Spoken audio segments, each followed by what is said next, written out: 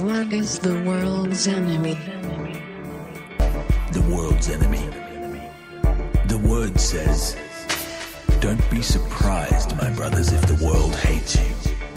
Because we have not received the spirit of the world, but the Spirit who is from God.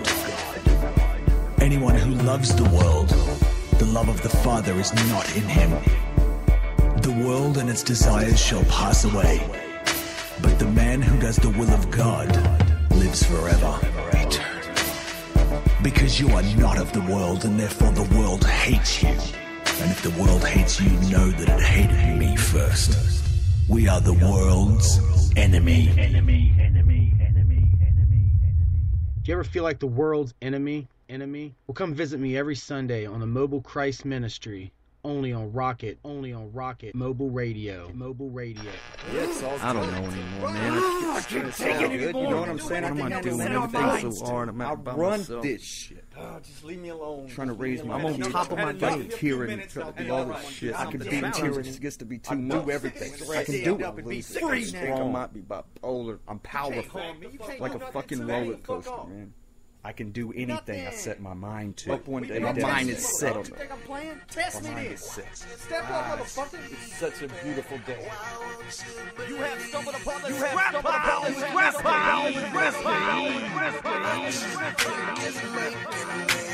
anxious Satan with oh shit, pray to God and be free. Anxiety, it freaks me out. It's driving me, it creeps me out. Inside of me, can you peek me out? I'm going, gone. Anxiety, it freaks me out. It's driving me, it creeps me out. Inside of me, can you peek me out? I'm going, gone. When I'm alone in my room, sometimes I stare at the wall. In the back of my mind, I hear my conscience call, telling me I need a gun just in case of a brawl. I can block them all, shoot them up to them fall. Something really fucked up going on inside of me. Can't believe the hold it got on me. It gotta be temporary, cause the shit I feel is very scary. I think little pills is necessary, cause I can't tell what I am anymore. I am in the field. Be a man and take a stand in the wheel. Do something about it, cause often I'm thinking about off of me. Nailing to the coffin, but hell is gonna be costing me. Cause of the crazy world and this crazy girl that I made this way I'm gonna stay in limbo now. Hello, can you go? Paranoid, sleeping with my gun, now I think you know it's anxiety. It freaks me out. It's driving me. It creeps me out. Inside of me, can you peek me out? I'm going, gone. Anxiety, it freaks me out. It's driving me. It creeps me out. Inside of me, can you peek me out? I'm going, gone. I feel like a fucking maniac in public. I feel like a fucking maniac in public. I feel like a fucking maniac in public. If you creep up and crisscross, your ass ain't gonna be walking out. Who you really think is watching while you're sleeping? Why won't you believe in me? What you think is making me anxious Satan with oh shit, pray to God and be free. Psycho, Myco, schizo, get your fix. Too many hits to make you slit your wrist. Chemically imbalanced, mentally challenged, so they iffy. Something's really wrong with the son of your Uncle Ippy. So who did this to me? If you got more to give, then give it to me. This blue balloon is like a prison to me. Cause I can't sit with my back to the door no more. Even I'm a million place and I'm packing the 5 after the 4. I gotta look at them in the space. You can't wake me up without waking me up, swinging.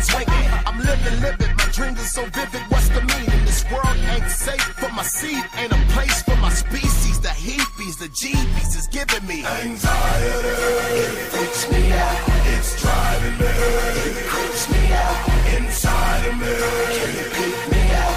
I'm going, gone. Anxiety, it freaks me out. It's driving me. It creeps me out. Inside of me, can you peek me out? I'm going, gone. I feel like a fucking maniac in public. I feel like a fucking maniac feel like a fucking maniac in public. If you creep up in Chris' house, your ass ain't gonna be walking out.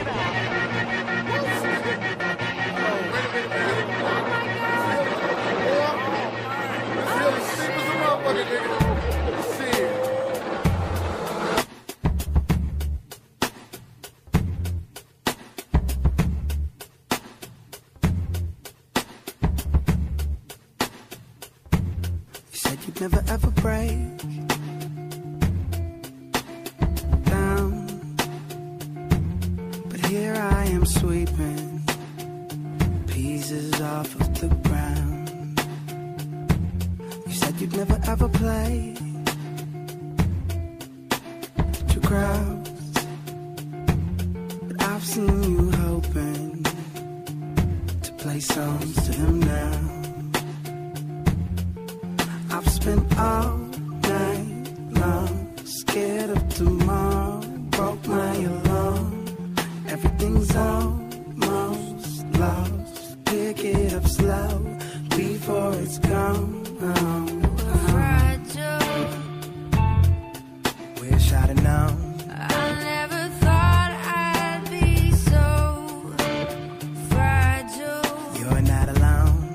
It didn't break before it's about to. We've been here before. I don't ever wanna change. I'm fragile.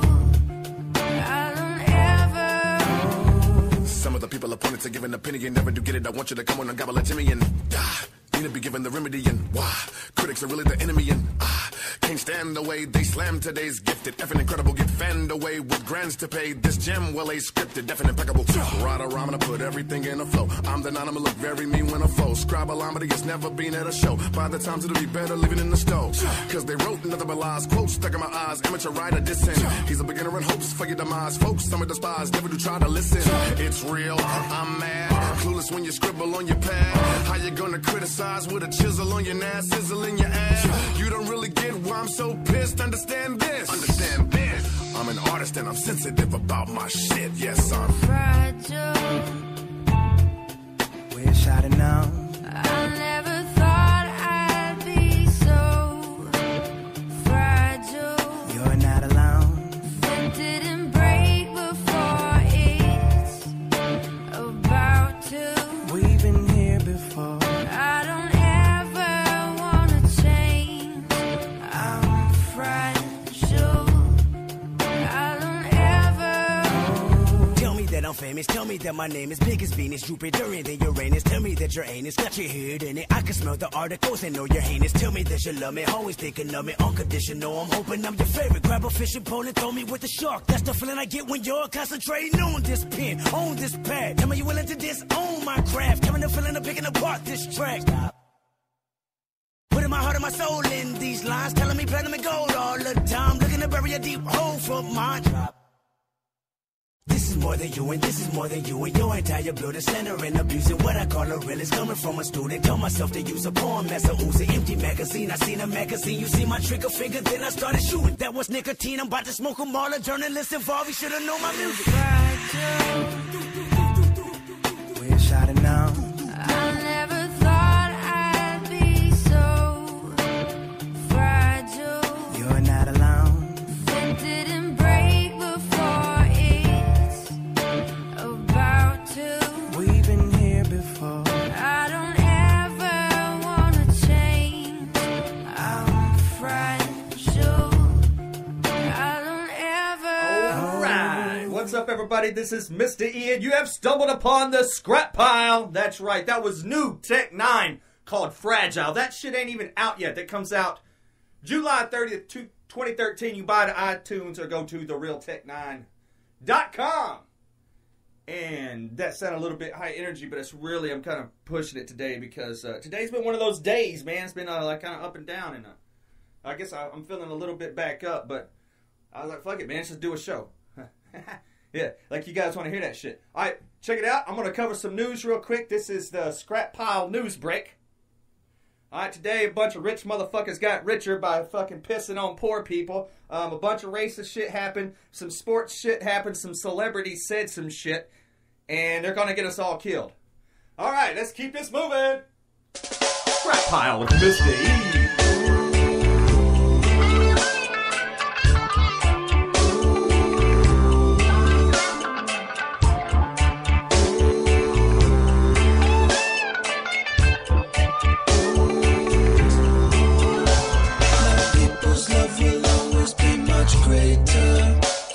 To share it with your friends and neighbors, and they say we're running out of water, and the temperature gets hotter and hotter.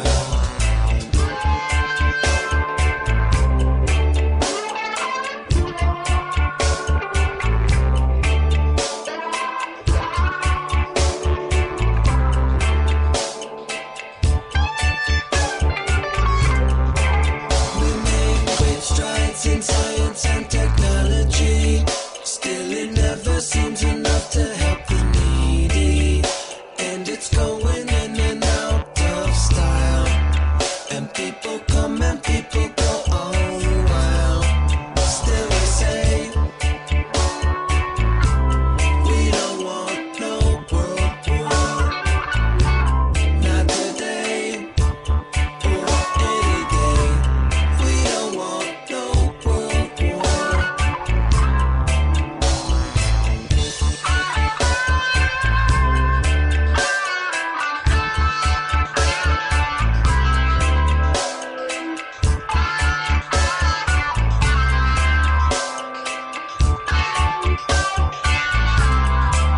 I said my people's love will always be much greater. You've got to share it with your friends and neighbors, and they say we're running out of time, and we're getting closer to that line.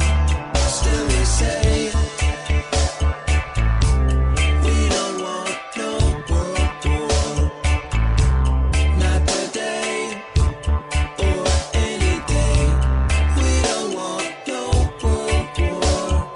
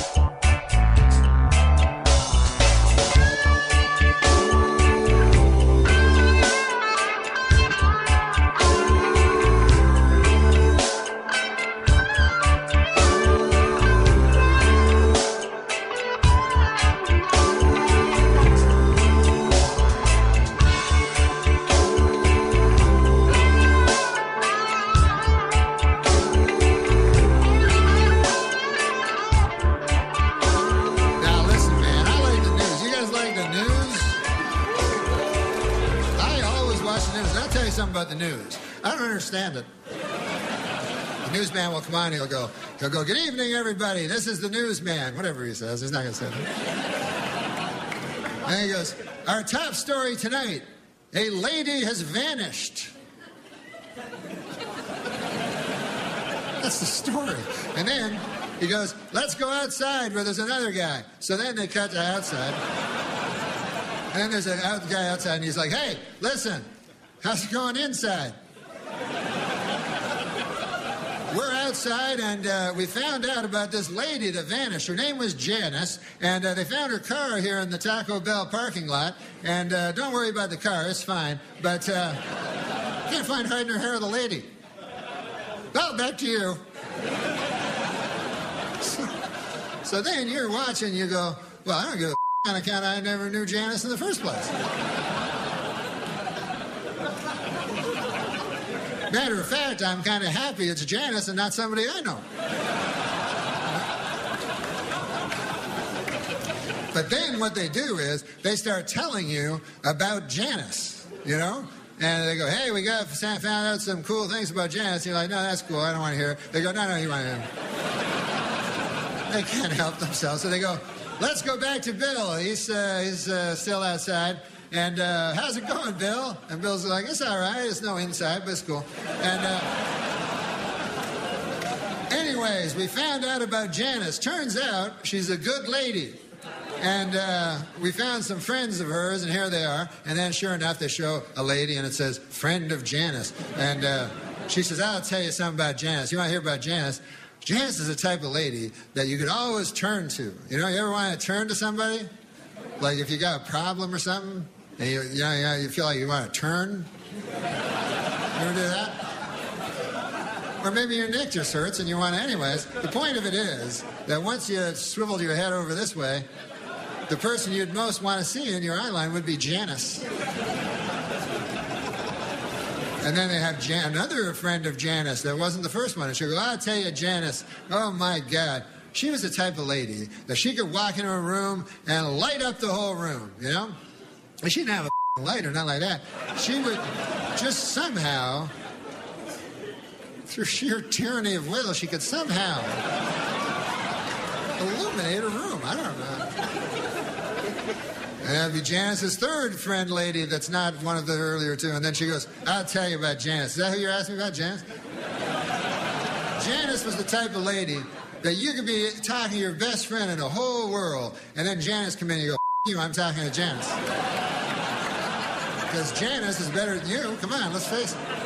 She's better than all of us. So anyways, then you're at home and you start liking Janice, you know what I mean? You start getting invested in her. You go, God damn, that Janice is a cool lady. I would like to meet her one day. That would be a lot of I forgot she vanished. Just my luck.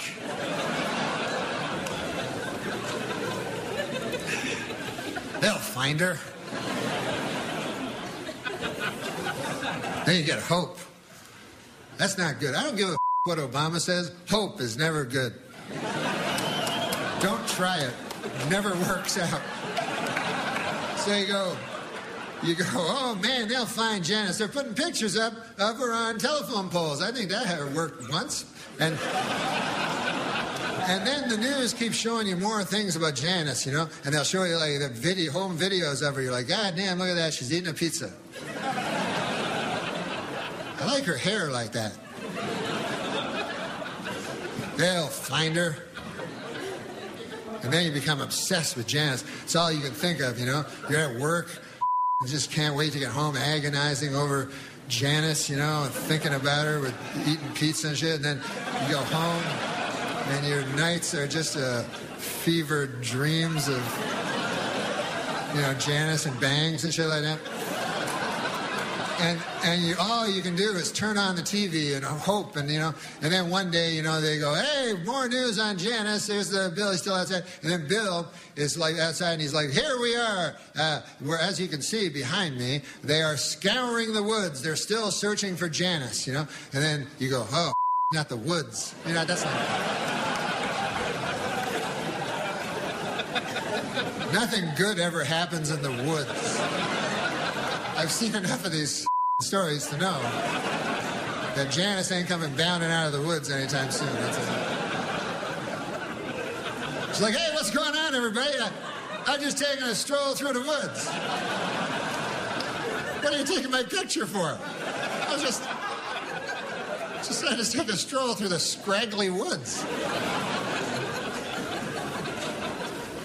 Now, if they find you in the woods, they always find you in the same place. Every time, they will find you in a shallow grave.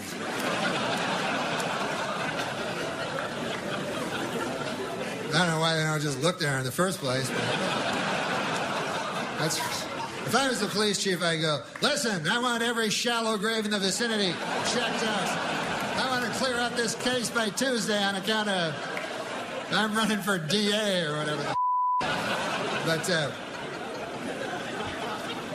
doesn't shallow grave seem a mite rash? You know, like these serial killers are supposed to be so shrewd and cunning and everything, you know? At least according to the TV movies I've seen. And but then when it comes time for the grave, they get a little hasty, you know? Oh, there you go, 3 twigs and a leaf. That ought to do it. That doesn't look like Janice anymore. I don't recall Janice ever wearing 3 leaves and a twig. Oh, well. Guess I'll go home and await the authorities now. You gotta prepare these things, you know? You gotta be a little smarter than that. 5.56, 5.45, NATO rifle. It's an Israeli-designed AK hybrid rifle. Uses the same long-stroke gas pistol design.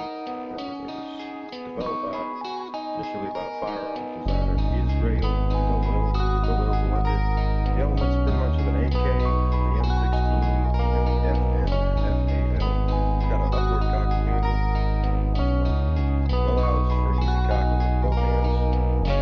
Call it sign of the enemy, cocking handle.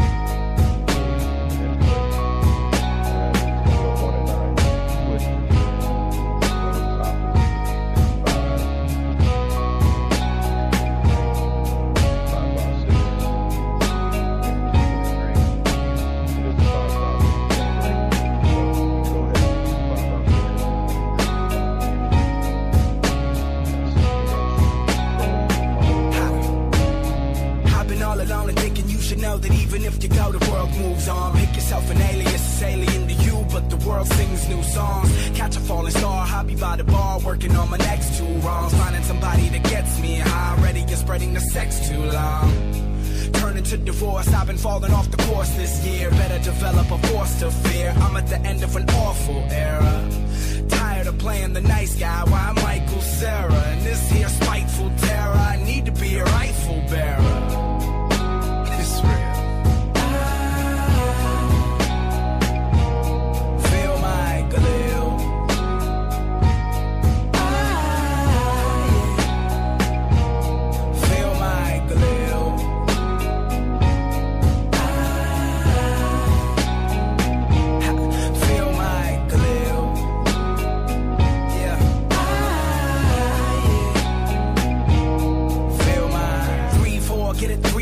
Feel it moving up your spine, need to see more. Losing all my mind, here to steal yours. I'ma do fine, see the C4. I'ma move chameleon, underneath it all I'm a reptilian. With a middleman getting me really strong, here to make me at least $1 million. I'm a cool, collect character, would you respect that of a 2-tone tech amateur? Firing back at you up in the caliber, check my calendar and you will see I'm Excalibur. Swat down all challenges, I'm up the ladder, a maddest of hatterers, it's real.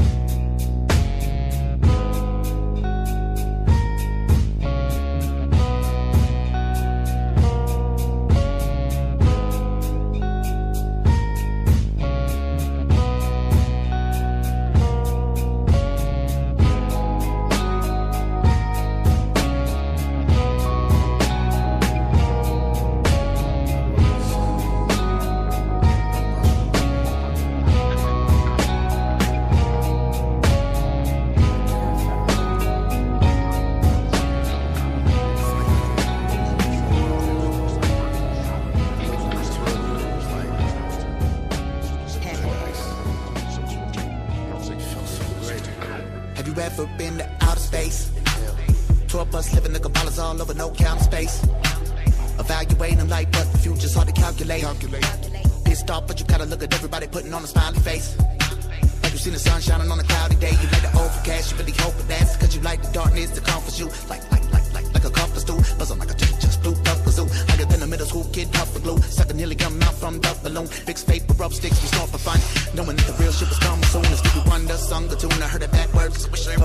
it's all blackbirds. Eating on a dead raccoon. Started thinking back when I was scared to say bad words. For the internet, making up Facebook passwords. I see Caspers floating in my room when I pray. Maybe I should calm down and pray afterwards. People kill deer for the antlers. I didn't really want to pet one. I didn't really want to let one live. Was a futuristic shit like a Jetson. Yes, man, floating with my homeboy stepmom. Coming through my pop soul record collection. Take a sniff, then I drip, then a death with my headphones singing on the floor in the restroom. Yes, I'm looking at the world with my eyelids shut. We give our all to live, but when we die, then what? Eyes electrifying like the lightning struck. I look up in the sky and hope that I end up in heaven, heaven.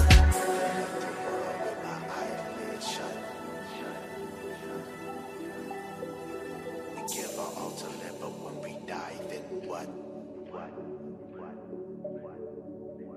My eyes electrifying like the lightning struck. I look up in the sky and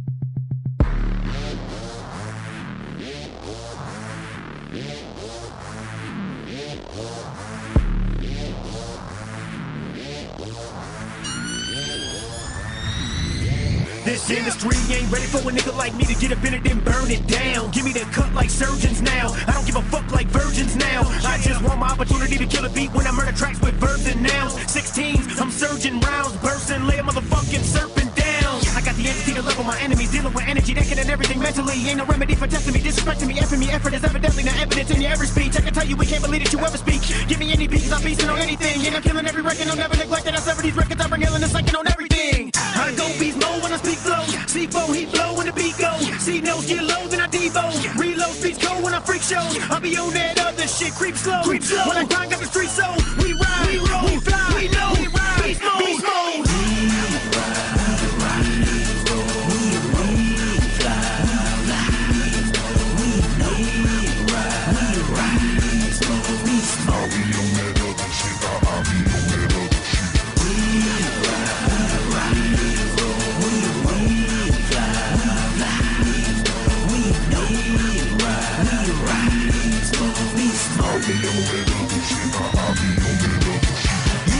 When I'm spitting this mad shit, yo, it's Thompson and liquid assassin. Finna get in your ass, I got a verbal Tommy gun and I'm itching to blast it. Leave you stiff in the casket. I got tricks in my sleeve and different attractions. We can end up being buddies and maybe collaborate, or we can end up with you getting your ass kicked. Or me stripping your bad bitch. Fuck it, then pass around to the niggas I rap with. I don't be giving a fuck, I crush on any whack ass nigga, I ain't giving no chances. Tell me, do you wanna step to this? The West presents the new lyrical exorcist, so don't expect nothing less than this, cause I'm the best to spit. I'm number one, all the rest of shit. You can ask my mama. With most MCs, I got a bad persona. Nigga, my ass is kinda rowdy. I'm eating motherfuckers like a mad piranha. I bring pain like a sword. You better remember the name like it was yours. I was raised up to be shameless, and of course, my flow's like a match that's lit in front of your brain, and I torture, cause we ride, roll, we fly, we know we ride, we smoke.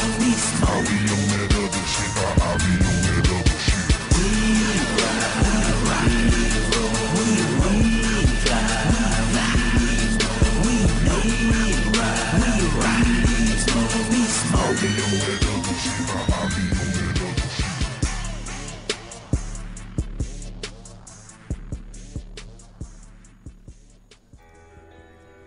All right, that was Liquid Assassin featuring Hobson. Before that, Ritz. Before that, Recognize.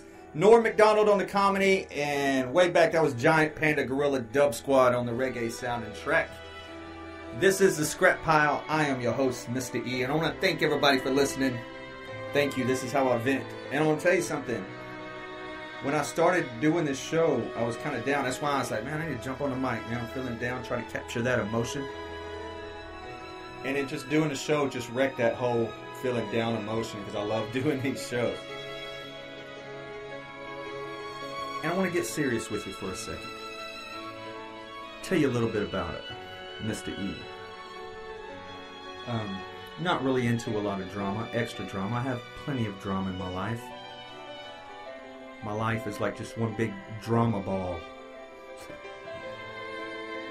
But then I don't need the extra drama, and I try to not make enemies in this game, because this is a game, a truth game. It is an info war. It sucks that name's taken. But, I don't know. I'm trying really, to be honest with you, trying to get away from a little bit of it. Because I'm not going to sit here and drive myself crazy forever. You know, already since I've been awake, I'm like, shit, what are we doing about it? I guess we're doing the right thing, right? Trying to wake people up, something's going to happen. But man, really the best thing you can do is once you go through all those stages and you get to the stage that I'm at, I've realized that all I can do is look out for myself. I don't see another way. We can wake people up until it's too late, but they're going to take all this away from us. Communication and all that. We'll get it built back up. There's smart people out there, but good Lord, you know how to build a cell phone? Shit, I don't. I can't construct a cell phone, you know? I'm just saying. Sometimes it gets down and sometimes feelings get hurt. And me, I'm a sensitive motherfucker. I get pissed real easy over stuff, and I just want to say to anybody out there, man, my bad if I pissed anybody off, but I don't want to make enemies in this game. So let's get back to some music. Thanks everybody. You were listening to Misty here on the Scrap Pile.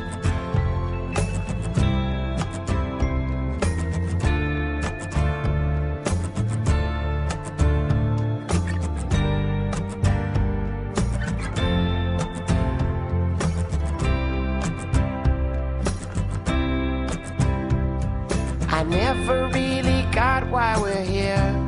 Just look at all we build in our lives and we all disappear. A few of us are born with so much, while most of us just chasing down a dream that we just can't touch. So why we try so hard in this place, when pain and suffering's a guarantee and happiness is a phase? I wonder if one day we're at peace, or will this whole world just become like the Middle East? But when I was younger, I had the answers, I've gotta say. But all of my answers, now that I'm older, turn into questions in front of me. Yeah. I wonder where we go when we die, if there is anything past our sun and our sky. Cause airports only take us so high. Is it hidden in the stars? What's the answer to your soul life? I wonder, do we get to come back? I wonder if I will remember these questions I've asked, or will I just start over again? I hope it's not too hard to find all of my old friends. But when we were younger, I had the answers, I've gotta say. But all of my answers, now that I'm older, turn into questions in front of me. But when we were younger,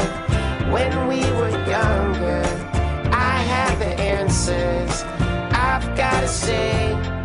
But all of my answers, now that we're older, turn into questions in front of me. I wonder if we get one true love, or maybe there's a few out there, or maybe not even one.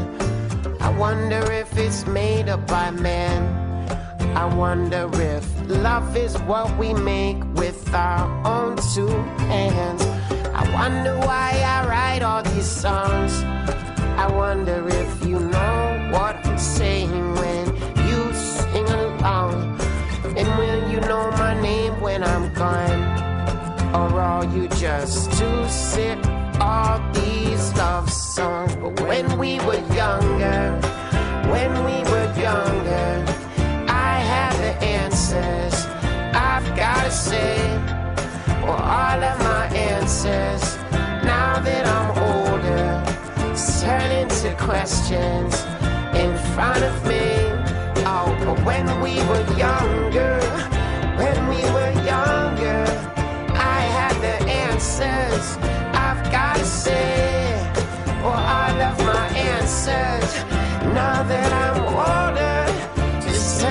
questions right in front of me, right in front of me, in front of me. Everything changes in front of me.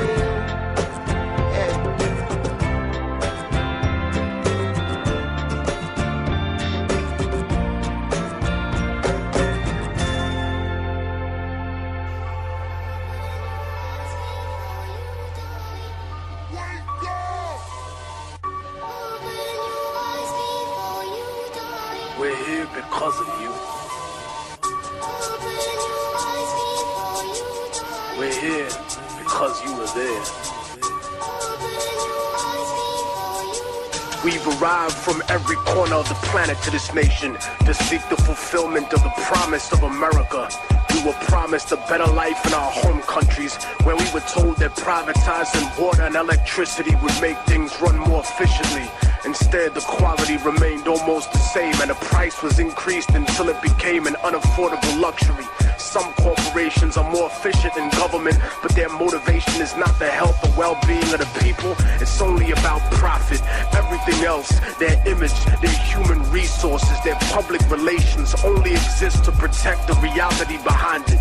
Once upon a time, we were told that nationalization would prevent growth by limiting competition, that our countries were nothing without the companies that invested in us. And so they privatized everything.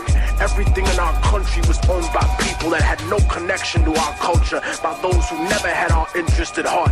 They didn't care about our survival or well-being. They just wanted to turn a profit by raping the land, by exploiting our people, our industry, and our resources. They took everything we built and made it theirs. First by creating racism to justify slavery, building the capital for capitalism. And then when they gave us what they called liberty, everything we had was still owned by them. Our governments told us that socialism was the real enemy and that we would have freedom, but the foreign powers and corporations were the ones with the real freedom. The freedom to take all the wealth generated by our work and our land and give us only a small percentage of the scraps from the table. Their lust for power and their greed drove them to betray not only us, but themselves and the word of their own God. And while some used missionaries and donations to offset this abuse, other countries and companies were blatant with their crimes, using war, disease, and sanctions that killed millions. They supported corrupt governments that were almost like the old slave masters in their repression of the people, because their loyalty was to those who enabled them, installed them, and kept them in power. They became the bastard children of American industry, kleptocracies, governments of thievery. They protected the corporations and went to war against their own people to preserve those profits. The puppet rulers were given billions of U.S. tax dollars to fund civil wars, right-wing death squads, execute political dissidents, sympathetic clergy, and even overthrow democratically elected governments. And so the age of revolution began again. They painted it as godless terrorists versus the free world and the free market. But the free market has never been free, because the market does not regulate itself. It is manipulated like a puppet, and it survives because of its image. Destroy the image and the enemy will die. Such is the same in the rap industry, for the major label superpowers treat the underground like the third world. When they need new assets, new artists to prostitute or sign and put on the shelf to use their songs. When they needed new concepts, music, and publishing to steal from producers, they came to the underground, to the third world. They took our culture, our property, and our industry, and our resources, even using our own people to help them exploit us. But behind the mask of efficiency they claim that we need to succeed, they're no better than us. Their economic advertisement was always a lie. A few got rich, but most were given an illusion of wealth, almost as if it was designed for failure. Opportunity comes at the price of the soul in the music. So remember what they are underneath the fancy architecture, glitter and rented jewelry, the cars, the IMF loans, the seeds with suicide genes, 20-year contracts and oil blood money. build your defenses. My independent brothers and sisters, they'll stop at nothing to get what they want. They paint the third world underground as savage and backward, but the superpowers are no less corrupt. They've just learned to disguise it better, cause they fix elections too. They embezzle tax money, they go to war for resources, they fund terrorism for their own benefit. And when there's enough at stake, history's taught us that they'll even assassinate their own presidents.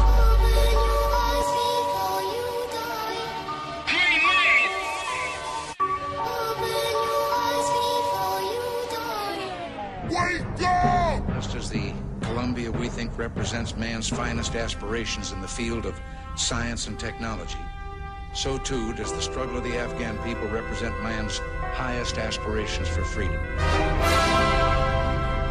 I am dedicating on behalf of the American people the March 22nd launch of the Columbia to the people of Afghanistan.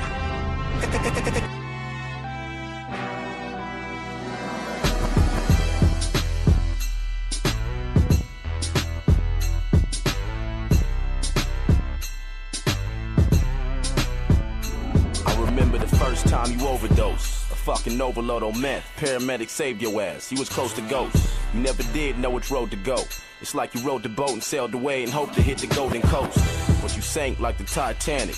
The incident, it left your life damaged, and that's when I panicked. You thought you had it locked? Well, you ain't on the right planet. If you're trying to live your life right, plan it. It's like your mind vanished, you don't even know that. I wish that we could go back, cause it's so sad when I tell jokes and you don't laugh like you used to. I really hate to stress it, but you strange to mess with, so I keep my distance, cause you always got this blank expression. Like you confused and unaware of your surroundings. Emotions are gone and no one's found it. It's overwhelming. Your mama told you that drugs are bad, but you ain't listened to the fire burned your ass. Now you understand. You always look like you don't know me. And I'm mad at the world cause the meth took away my homie. Give me back my homie. Please come home. I just wanna chill on the neighborhood block like we used to. Where'd you go? Never would've thought my best friend be gone in the future. But I was wrong. I should've stopped you when I had the chance to do so, but back then I felt like that was too bold. You started hanging with new folks and made the drug environment your new home. This world is too cold, could I have prevented this? Who knows? They convinced you that the shit was cool and hip to do, saying it would lift your mood and make you feel invincible. So you started skipping school, hanging with these wicked dudes, unaware that when you got older you played a bigger fool. And it's pitiful, where the fuck they at now? In their mid-20s passed out outside of a crack house. Back when you met them I had doubts, they put you on the bad route, and when you needed their help to pick you up they fucking backed out. They fucking got you, I can't lie, but now your brain's fried. You don't even act like you the same guy. Your mama told you that drugs are bad, but you ain't listened to the fire burned your ass. Now you understand. You always look like you don't know me.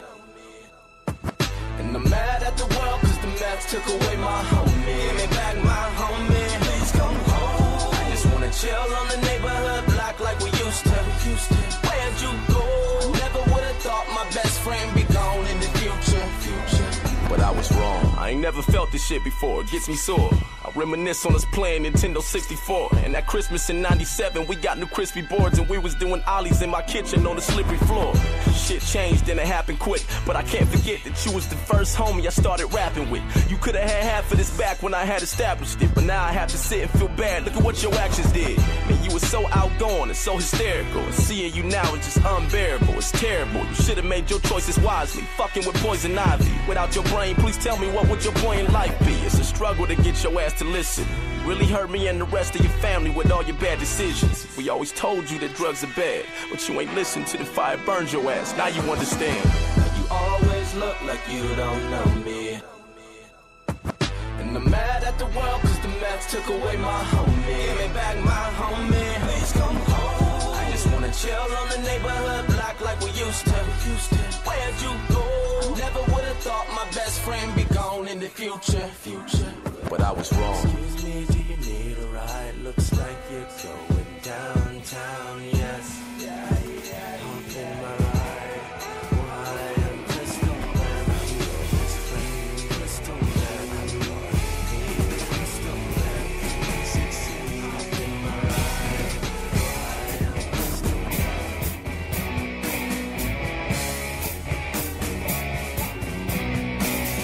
What you get or what you see?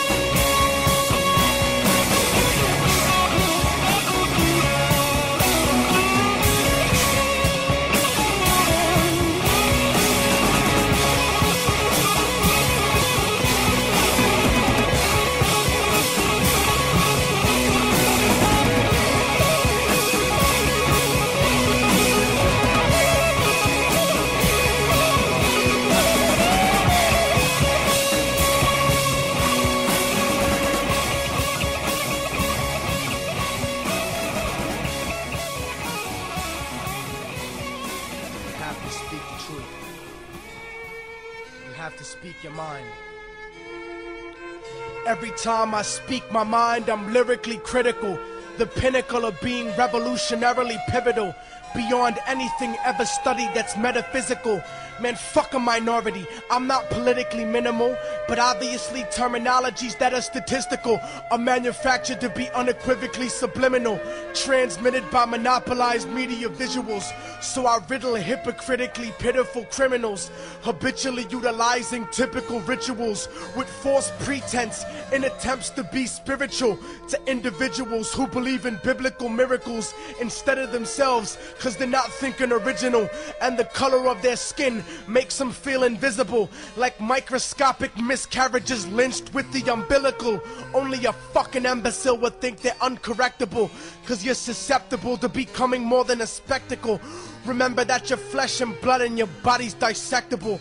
I'll beat you until you're a vegetable and wake up in a hospital covered in poisonous chemicals, in a fetal position with your face sewn to your testicles, thinking that you were kidnapped by extraterrestrials. You got heart, I'm the blood that pumps in your ventricles. Technique, I'm like your soul, nigga, indispensable, with no respect for those who cower at the hour of revolution, because the government owes my people restitution instead of sedatives like cocaine and prostitution.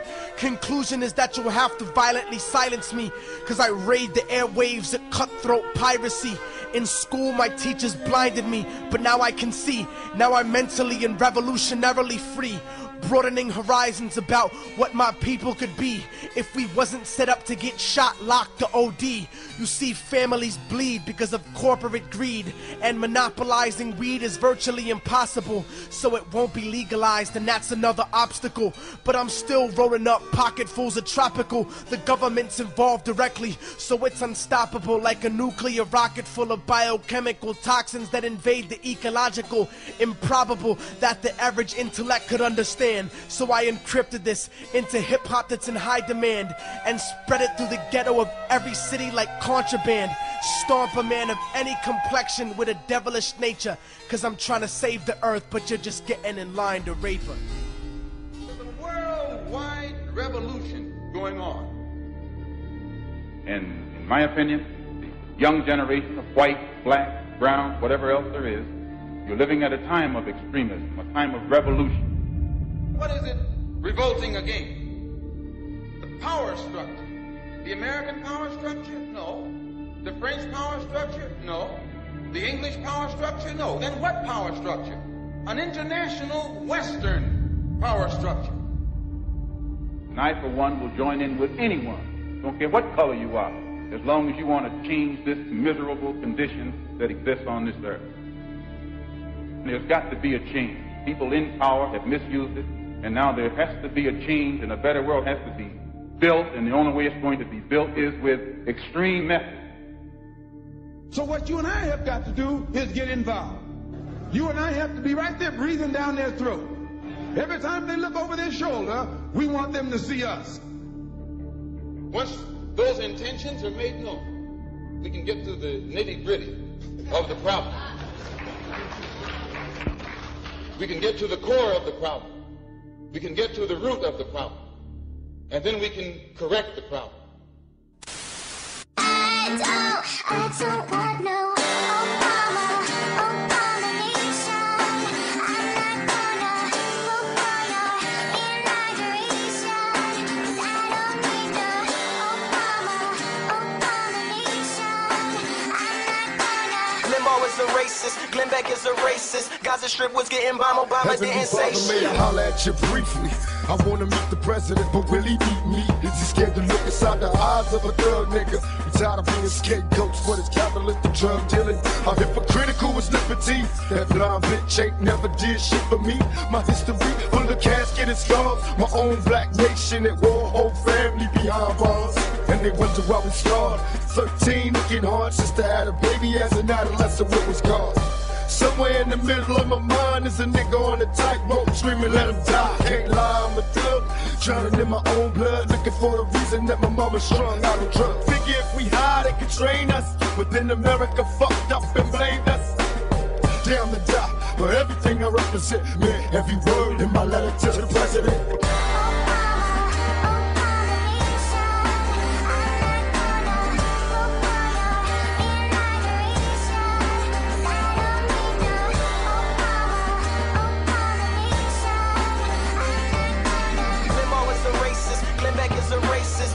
strip was getting bombed, Obama didn't say shit. After you divorce yourself from the right-wing propaganda campaign, it's all simple and plain. America stands the game. Your president got an African name. Now who you gon' blame when they drop the bombs out of them planes using depleted uranium? Babies looking like two-headed aliens. Follow the money trail that leads to the criminal. Ain't nothing subliminal to it. That's how they do it. See the game they running.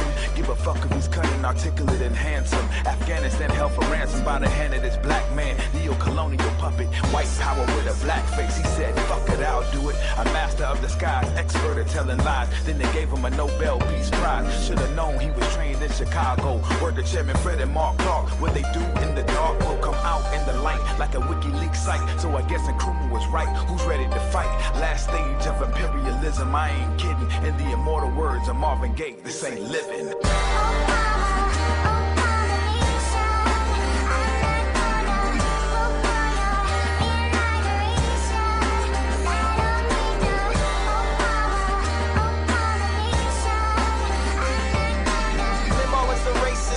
Is a racist. Gaza Strip was getting bombed, Obama didn't say shit. OBAMA, you ain't fooling everyone. I see the games you play. Use VIP at the BIC, and we know that's a code name for CIA. The same way your cameras are watching us, we're watching you. Think we're easy to control, you ain't got a clue. Revolution's on the way, let's see what you're gonna do. You're gonna send the troops, you're gonna drop the nukes. See, it's not where you're from, it's where you're at. He's sitting in the White House, so who cares if he's black? And why is there soldiers still out there in Iraq? Natural resources ain't yours, it's theirs, give it back.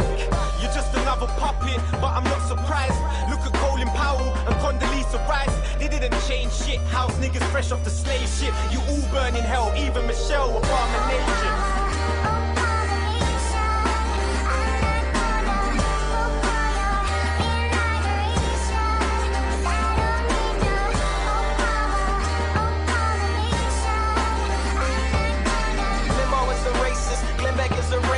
Gaza Strip was getting bombed, Obama didn't say shit. I really think the war on terror is a bunch of bullshit. Just a poor excuse for you to use up all your bullets. How much money does it take to really make a full clip? 9/11 building 7, did they really pull it?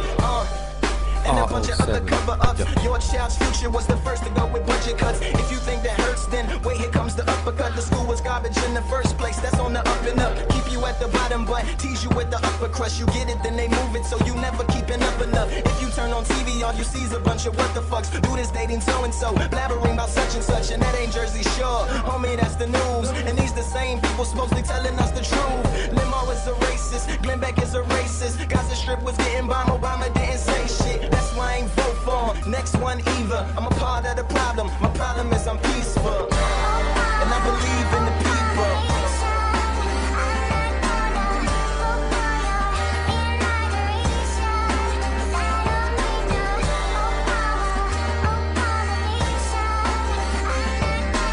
Limo is a racist. Glenn Beck is a racist. Gaza Strip was getting bombed, Obama didn't say shit. What's the bigger threat from Osama or from Obama? Military bases from Chagos to Okinawa. I say things that other rappers won't say, cause my mind never closed like Guantanamo Bay. Hope you didn't build a statue or tattoo your arm, cause the drones are still flying over Pashtunistan.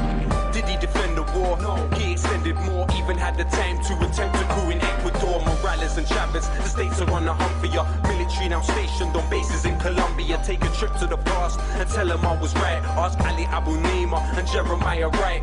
Drones over Pakistan, Yemen and Libya. Is Obama the bomber getting ready for Syria? First black president, the masses were hungry, but the same president just bombed an African country like...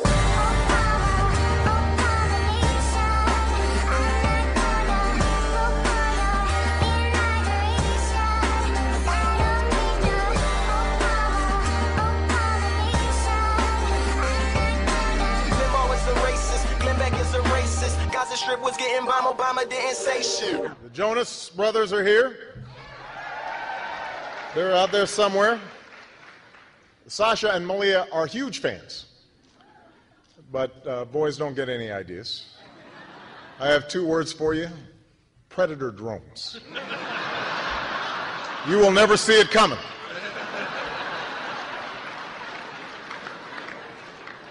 You think I'm joking?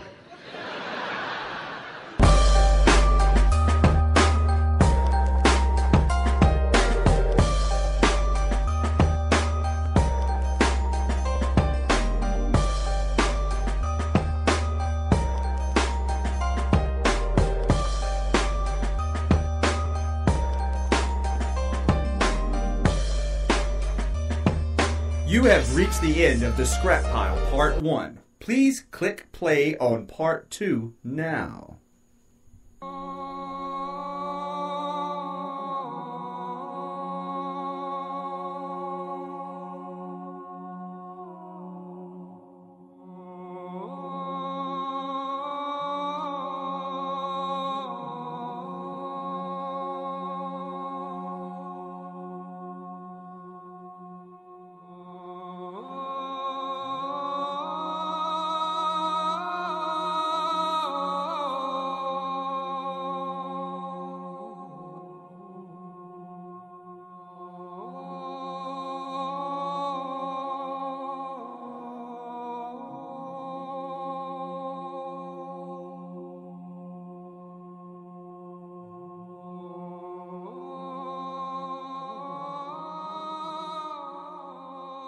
Hey everybody, this is Rocket and Samantha. And I just wanted to get Sam's just a little quick thing here. Now, I'm pretty sure that you heard part of the show yesterday. I heard part of it, yes. Yes. Okay, so what's on the table is, in order to save America, we need to vote for Hillary Clinton. Can you believe that? No, I cannot. What do you think about that? Well, I think she's a swine. I'm sorry. I think that she's evil. I think that she's done a lot of things that she can't come back from. And I don't agree with him that that's the way to save. That just keeps the Democrats in office, keeps that same conspiracy train running. I just don't buy it. And I think that we need to get rid of the Clintons, the Bushes, the Obamas, all of the people that are already in politics. And I think we need to bring in some new Joe Blow, unknown person to run this country if we're going to have any kind of turnaround. Yeah, well, when you say new Joe Blow person, in history, most of the time when there's some sort of revolution or change of regime, a lot of times there is an alternative government, an intermediary government, and it gets thrown out real quickly. Most of the time it's worse. I mean, what about this? When you get a new regime, most of the time there's an interim government that historically has been shitty, and they got to replace it. Now, the thing about throwing Hillary out and just doing the whole meal deal, you're talking about a lot of increased bloodshed on a huge scope. I don't see Hillary being a new leader or a new kind of regime either. I mean, it's just more of the same crap that we're already into and the trouble that we're already in. But would you rather have the Clintons be in charge, or would you rather have Saddam Hussein Barack in charge? Would you rather be Islamic or Dixie gang controlled? We're not going to be Islamic either. You don't think so? No, I don't. You don't think there's a steady Islamification of our country? Don't you think that he's helped install a bunch of Islamic leaders over there in the Persian Gulf? But he's only got 3 more years. He can't do that to our country in 3 years. He can't. Do you think he's going to let his power go? Or you think he's going to give it to someone else? Yes. Why would he go to all this trouble? He's trying to get, changes to the gun laws. He's not done. You're right. He's not done doing whatever he wants to do, but he's only in for 3 more years. There's not going to be a false flag that's going to keep him with the stroke of a pen, keep him in power. I don't see it. So who else can we get that will appeal to black people, to Mexicans, to the EBT crowd, to the white Christians, to the conservatives, the libertarians, the former Republicans, what's left of the neocons, the gays? Who can get all those votes? Well, I don't know that any one person can get all of those groups together, but why are we... Well, then that means that the Mexicans will decide the vote in perpetuity, forever. Well, the demographics, the size they got. Well, the Mexicans already have a pretty strong candidate in mind, and that's is it the governor of San Antonio? Maybe. I think he's Florida. No. Rubio is in Florida, and he was a potential running mate for Mitt Romney.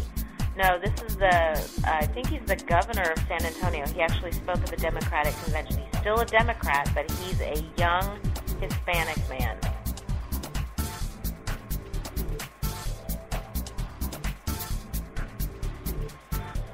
We're doomed. Maybe we should just go to... The conservative movement is doomed. Should go to what? Cuba? No. No. I was going to say something very redneckish. What?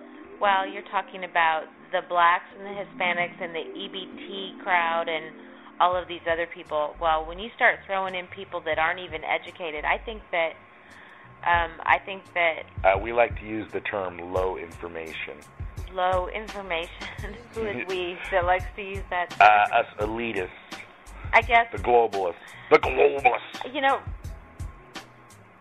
You know, Rocket, I don't know the answer. I certainly don't have the answer, but I don't think that voting Hillary, and first of all, I liked the show that I heard last night, and I thought that he made a lot of good points, and I thought he had a lot of really great stories and a lot of conspiracy theories, but I don't believe everything he said, and I don't know why he would say that Hillary Clinton's just as guilty of so many things as everyone else who's ever been in power. I say wipe the slate clean of anyone who is politically connected at this point in time and start fresh. He would say those things about Hillary Clinton and reverse his longtime position because he's a rat bastard. He's like a prison snitch, and they're on his ass to kill him. So by coming up with this story, he's suddenly supporting her. He may be thinking in his mind he's going to try to salvage his butt. Now, he sounded sincere. I'd like to think that he cares about America. I guess that when he was admitting that he was selling guns to death squads down in the Southern America area, that he was doing that as a patriot. You know, and suddenly he became very indignant when it came to the dope that the Clintons were pushing. How can you honestly say that anybody that's selling guns to South America is actually doing something as a patriot and doing something patriotic? Because it would be sold to them as a bill of goods. They're going down there to fight communism. They're going down there to fight, socialists with democracy. These are freedom fighters. We're arming the good guys, is what they'll say. That's what they're saying about the Syrian rebels, the Al-Qaeda Syrian rebels. They switch allegiances. Suddenly the Mujahideen is now Al-Qaeda, and now Al-Qaeda is suddenly Syrian rebel fighters. Well, I think that their arms stretch so far, and I think that the underground networks are so deep that I don't even think that can be trusted. I think that people who say they've gone to the other side and have switched and we want to arm them to help in the fight against terrorism, I think that those are just people that are going to collect the arms and then later go back underground and help to reestablish that underground network of terrorism. I don't believe that. Well, unfortunately, to sweep away all of the existing members, which I'm all for. I've always been all for that. I'm the one that did shows about, taking them to the gallows. I'm cool with that. They should all be tried for the crimes. The only problem is it's going to be huge amount of bloodshed. Our children, our grandchildren, the people that we know, and our families, our friends, are going to be mortified. They're going to be afraid, terrorized, hungry. It could go into an apeshit mode and actually cause a global extinction because we go into like a Mad Max mode and they're not taking care of the nuclear power plants. You want 20 of those to go bad, you're going to poison the planet. We've learned that from Japan. So maybe it makes sense to figure out a political thing. Throw in this Texas big oil mob princess. She seems pretty tough. Who's that? Hillary. Hillary's not a Texas oil mob princess. Isn't she from the Bushes and all that? She's from Bill is from Arkansas. I don't even know what Hillary's background is, but she's not into Texas oil. The Bushes, according to this guy Larry, are the oil guys. My mistake. Right. She's part of the Dixie Mafia.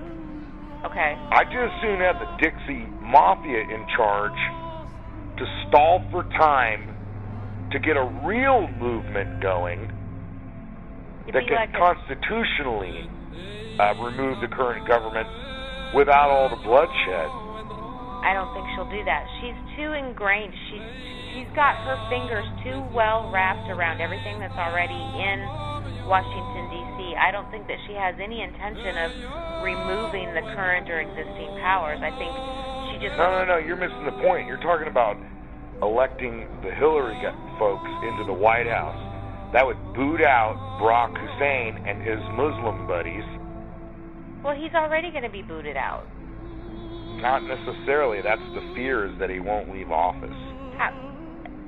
We've got... All he needs is one catastrophe, one 9/11, one bomb, one outbreak, one, trucker strike, and they'll be declaring martial law. We've got greater than 200 years full of history that says that he's not going to even a massive... I mean, we change presidents during a war. Well, yeah, they get assassinated, they get replaced by the vice president. I just wanted to kick some of these ideas by you to see what you think. I'm still on the table about it. I do think that buying some time might be a good idea because the global population is waking up all the time. I mean, it's like exponential. And if we have more time, maybe more people will be prepared for when it does crash. Either way, we're going to be a third world country here very soon. I just don't believe that there is any good to be had from continuing to utilize political figures that are well known in politics. I just don't believe that there's any... The Clintons have been around, the Bushes have been around. I mean, they're even talking about Jeb Bush now. I mean, no more Bushes, no more Clintons, no more Barack Obamas. I mean, let's just start fresh. Let's get two unknown, young political people, politicians, and let's start something new. Let's start a whole new movement that way. Stop dragging out the old dirt. Yeah, but still, that's going to cause a huge vacuum, power vacuum. That can make anything happen. Okay, so there you go. Now, on a separate note, are you going to be ready to do a live show this Friday? I'm getting very excited about it. I'm going to get my hair done. Cool. It's going to be even darker than it is now? Well, if we're going to be live, I need to look good. Okay, so the show is now going to be at 8 p.m. Right. From now on. And then also we'll be doing our live show at 8 p.m. Pacific Central Time. Every Friday. And so we're looking forward to seeing you guys. Stay tuned for segment 2 of the Friday night Rocket Radio Show. Thanks for coming in the studio, Sam. Thanks for having me, Rocket.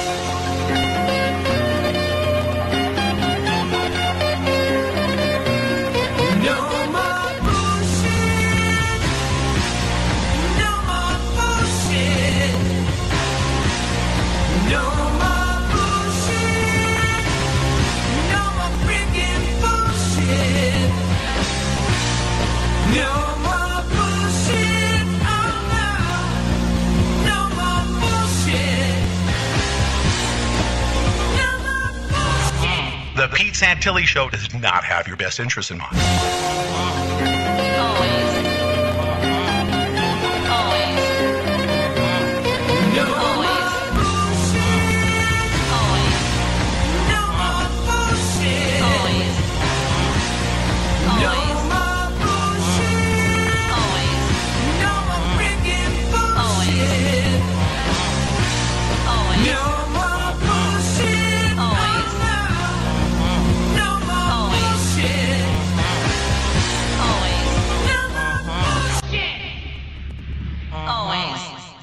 Dude, quit being a fucking whiny bitch. Ah, here we go. Yeah.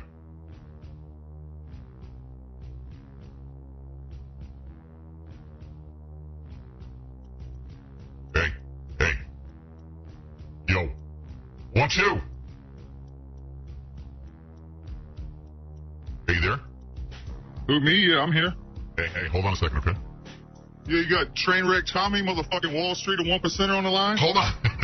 hold on. That's when you're behind this motherfucker. He said put a bunch of dollars in a bag. Fuck you, nigga. Hold on. Fuck you, motherfucker. You Hold on, piece of shit. He's not there. Hold on. I gotta get him on the phone. Hold on. He's not. What, you want to put me on the line? He doesn't. Hey, he doesn't hear I you. can Hold on the fucking air, man. on a second. Don't put me on the air, then fuck this nigga. Hold on. Let me put him on. Get him on the line, motherfucker. Let me put him on. Hold on. What you calling me for then? Dude, what do you mean? What do you want to call me for? I gotta fucking connect it. I can't connect two people at once. Hold on. Yeah, get this piece of shit on Dude, just do me a favor. Have I done anything to you?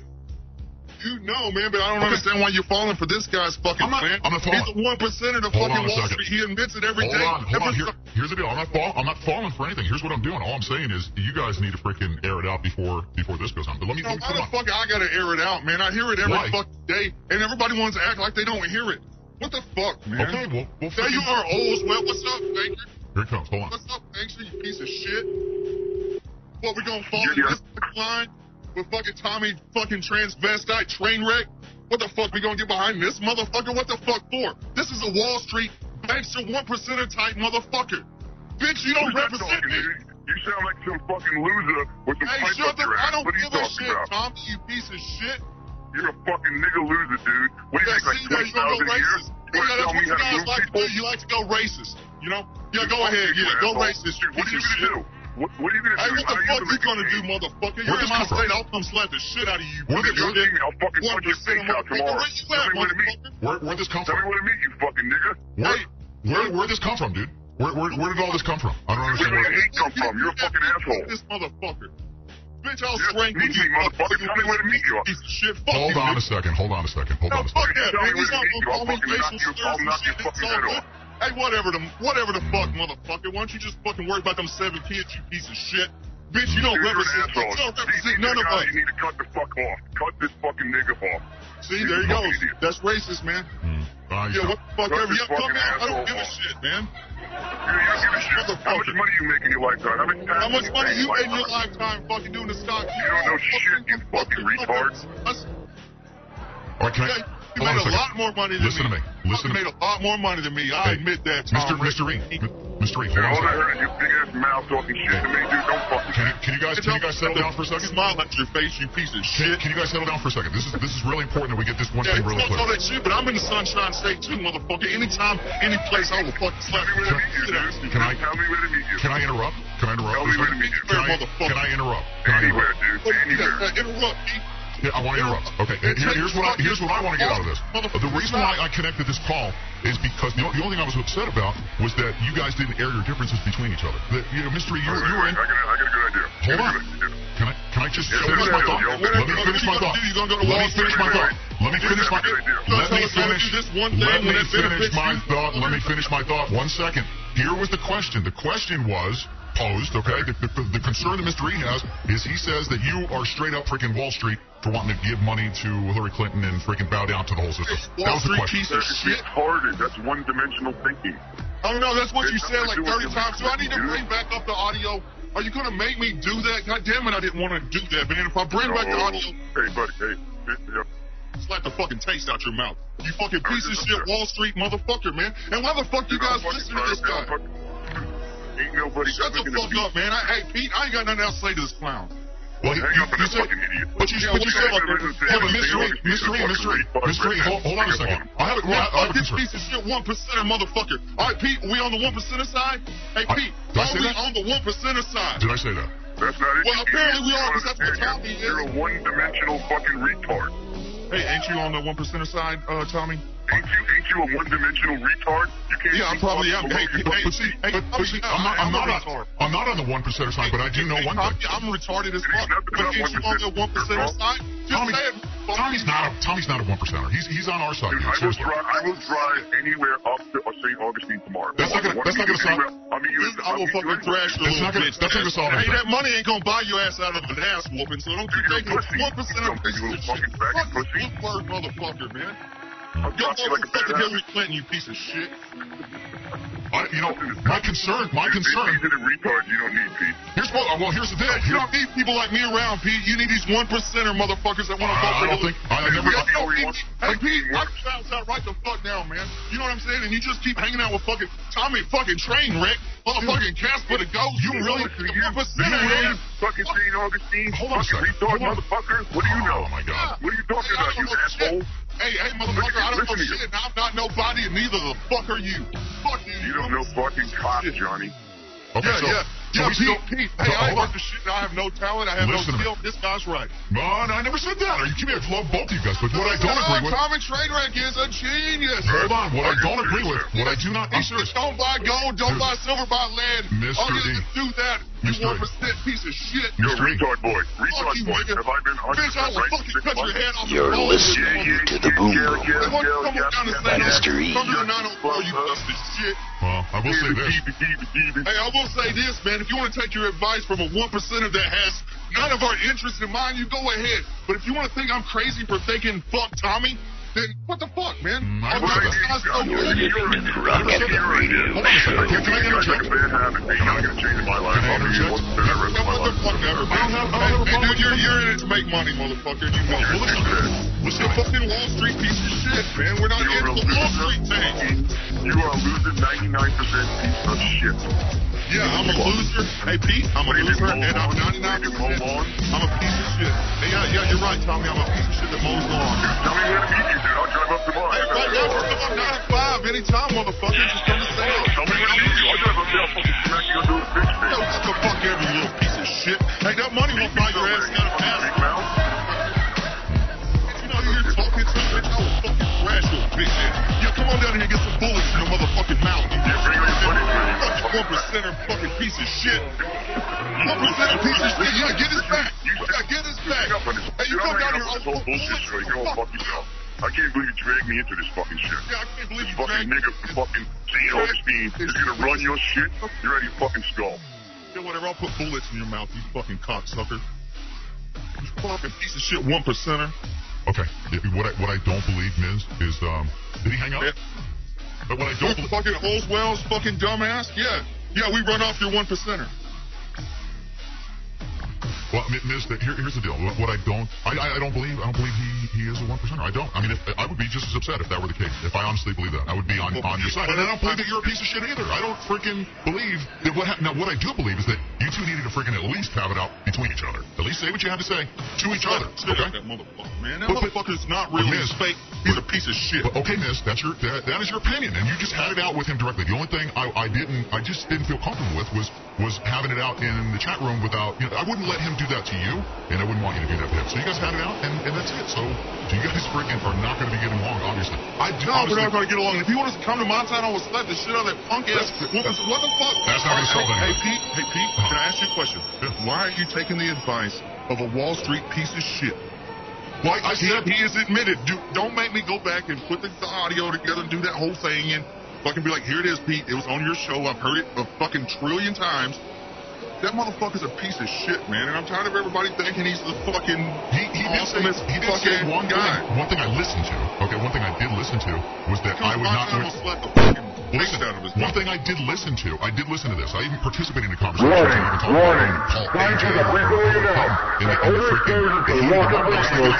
I said, okay, you're right. I gotta set my fucking bells down. But I thought about it overnight. I spoke about it. I'm fucking totally against it. I came out on here and said, I'm not gonna line with fucking Hillary Clinton or Alex Jones. We don't fucking need their asses. But I honestly don't believe that Tommy is a Wall Street person. I don't believe that. He's down to vote for Hillary Clinton. He's a piece of fucking garbage, man. Fuck Hillary Clinton. That's come on, 3125 Passetti Road, St. Augustine, Florida. That's where I'm at, Tommy, you piece of shit. Come down here and get your fucking face smacked in, you fucking piece of fucking garbage. 1%ers ain't got shit on my motherfucking shit, man. I'm sorry. Yeah, you can call me retarded, call me stupid, call me whatever the fuck you want. I don't give a fuck. Man, I'm not in this shit to make money and to make fucking fans and to make all that fucking shit, you know? Fuck this motherfucker, man. Hold on. There he is. You gonna get dipshit back on the phone? Well, you know what? I mean, I am. I love both of you guys. Are you kidding me? Of course I am. No, it's good radio. That's the only reason why you got us both on here, man. 'Cause we're fucking No, it's fun. not. No, that's not it. It's actually what I didn't want was it to happen in the chat room without one of you present. That's what I didn't want. So. Hey, dude, let's do it all over again. Let's do it nice now this time. Nice. Nice. Dude, that's good radio. Dude, I love this guy's fucking awesome. So it's like whatever you can ask me. Hello. Anything you want, I will honestly answer it. So if you have any questions, what I was and what I stand for, I'm good. And I'm going to say something. I'm going to say something right here. I'm going to say one thing. If Tommy ever indicates that he's for Wall Street or voting for freaking Hillary Clinton or freaking aligning with Alex Jones, I'll cut the motherfucker off. But I don't believe it. Okay. What did you say yesterday when you said that, like, we should probably put a bunch of money in a fucking bag and give it to someone like Hillary Clinton? Well, no, dude, what we were saying is this. It's like, see, here we go. All right, you ready? You're going to listen now. This is. Okay, I'm sorry. Yeah, go ahead, Tommy. I'm not. Yeah, go ahead. Let him explain. We're not saying Hillary Clinton. We just listened to somebody who knows way more than we know. We're talking about a spook. Spooks are not CIA guys. They're not FBI guys. Spooks are people who change things. They change corporations. They go in and they rob files. That's who this guy was that Pete had on the other day. And I know who they are because I used to work with them. I know who they are. These guys are fucking deadly. Okay, now he comes out and he tells us and he tries to help us, guiding us, and it's three-dimensional. He gives us a lot of hints. What he's saying, he's not exactly saying, okay, a plan 1 through 10, this is what you got to do. He's throwing hints out at us what we need to do. Now he's saying, look, bottom line is like Hillary, I hate the bitch, but you know what? She's an American. So it doesn't mean we're going to go with Hillary. We're saying is that we can form a voting bloc.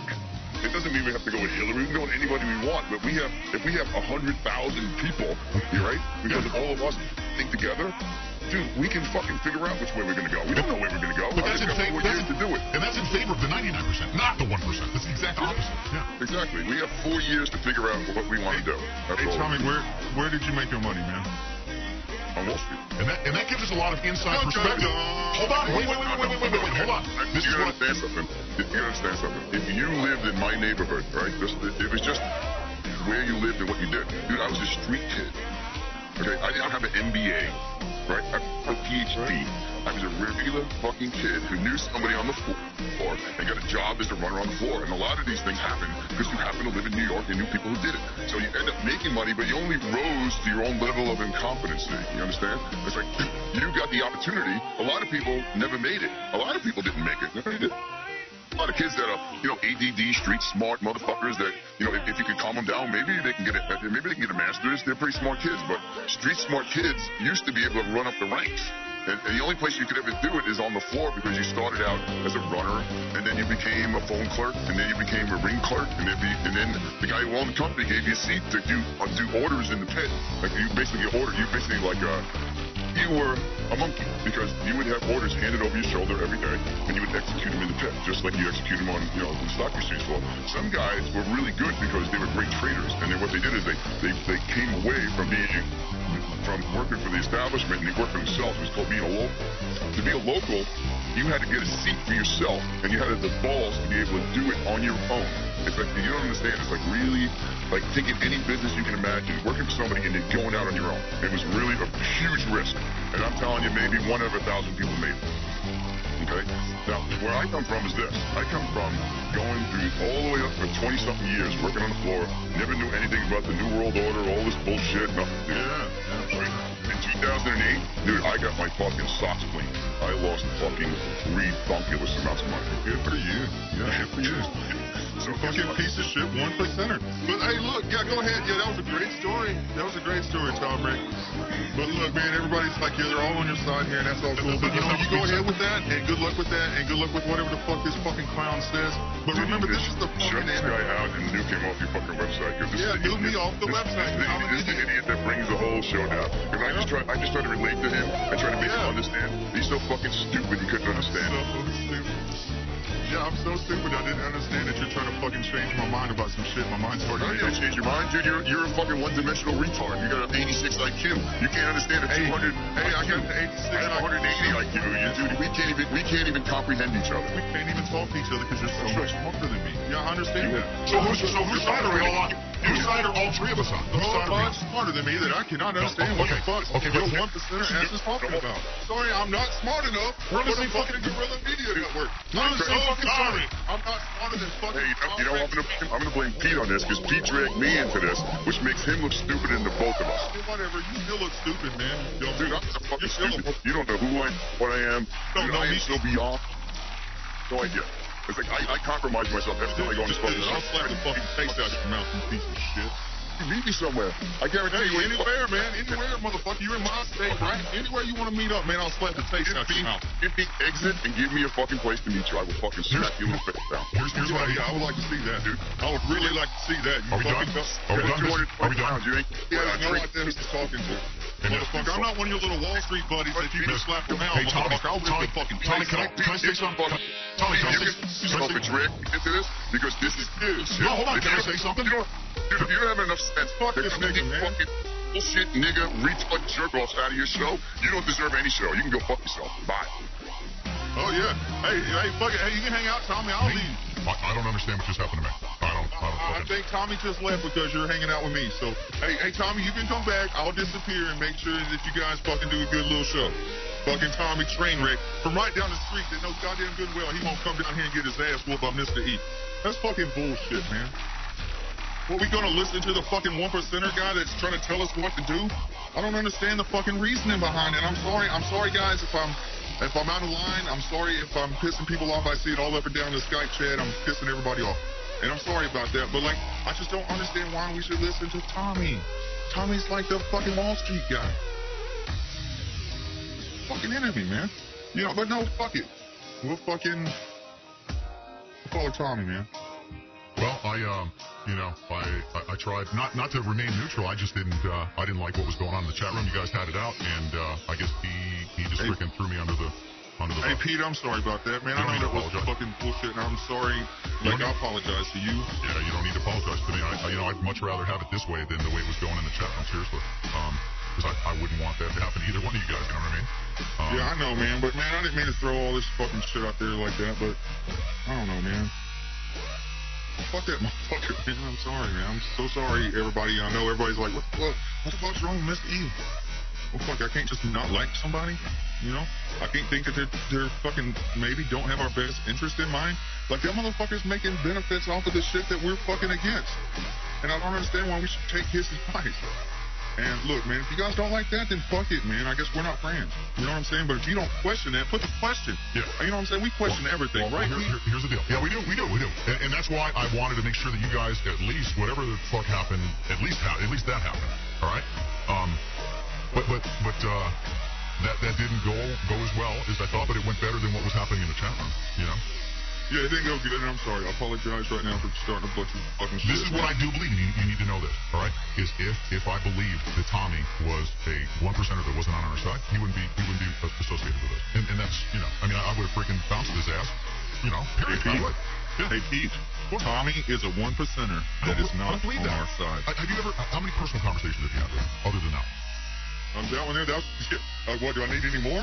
The motherfucker called me, cussed me out, called me a nigga and all kind of shit. Well, that was something that was inappropriate. But let me ask you this, though. Hold on. Hey, Pete, do I need to go back and put together an audio compilation of every time he done some fucking socialist-ass communist fucking shit? He does it all the fucking time. Like, whose idea was this shit? Motherfucking the Wall Street guy. Well, you know what I'm saying? The Wall Street guy. Let me ask you this question again. Listening to the Wall Street Let guy? me just get this out, okay? Because here's the deal. Based on a lot of personal conversations with him over the past year, there's no fucking way that guy is a Wall Streeter. Absolutely not. I don't believe that. Well, how about the fact, Pete? See, this is what you're missing. This is the point that you're missing. You're missing the point when that he says personally on the air, directly quoted. He says, I'm a 1%er. I'm the guys you hate. Well, he says that. Yeah, he says it. It's not a secret. It's not a fucking. I know that. It's not a conspiracy theory. I know he that's fucking not. Says that, and to say that I don't hear him say that is bullshit. I know that's not true though. Yeah, that's not true. He's not on the 1%er side. No, he said that plain as day, Pete. I know he said that, but it's not true. I already know it's not true. Oh, so we're just saying whatever the fuck we want to say these days. Well, you know what I'm saying? Like one thing I do know. Why should I like this guy, Pete? Yeah, but one thing, I'm not saying you have to like him. What I'm saying is he he had. I've never heard Tommy say anything like. See, now I gotta. All right, Pete, look, you know what I'm going to do for the next couple of days? I'm going to go back and find all the little fucking pieces of MP3s and waste my fucking time and prove Tommy's a piece of shit. And I don't want to do that because I don't want to waste my time with some dumb shit. You don't need to do that. You don't. That's not going to go anywhere. But here's the deal. The one thing that I've always seen that Tommy, because I know he's on our side, the one thing that I know that Tommy has had, he's had the inside track. He knows how they fuck us, dude. And him working on Wall Street is actually a benefit to us. I believe that. I believe that everything he's had access to and all the money that he's made, he quit fucking Wall Street, dude. He said, fuck this joint. It's a fucking criminal operation. And he's living in Florida. He left Wall Street. I mean, he left. He told me that. And he knows how they fuck people. He knows how they move money around the world. So do we not want to use that to our advantage? I mean, that's inside scoop that we got, right? As long as he's on the right side. It would be cool if I felt like he was like our inside guy. But I don't. I feel like he's a COINTELPRO type motherfucker, man. He's in there trying to tell us what to do when it's really related to what he wants us to do because he's a shill, man. He's a fucking, you know what I'm saying? He's a Wall Streeter, man. He's a 1%er, man, and we can't trust. Or fuck it, man. I don't give a shit anymore, man. You know what I'm saying? Go with fucking Tommy. I'm not saying anything, dude. I'm right now I'm caught in the fucking middle. But one thing I did do is if you guys had to do what just happened, at least you got a dumb between you. You know what I'm saying? Seriously. Yeah. And anytime you want to do something, I'm like, look, man, if I say something, man, fuck, I'll back it up, man. I'll talk shit with the best of them. I don't give a fuck. That's fine. Just as long as you did it yourselves, you got it out, you'll fucking hate each other forever. It's done. It's over. Yeah, fuck that piece of shit. Hey, and I'll tell you this, he won't come to my motherfucking town because he'll get his ass whooped in my town. I don't know who the fuck he thinks he's talking to, the piece of shit. Money don't buy his way out of everything. He's a 1%er, fuck him. And like what this whole shit's, this whole shit's his idea. Hey, what's going on, Pete? Hey, Pete. Are we trying to raise money for the show, or are we trying to start a super PAC?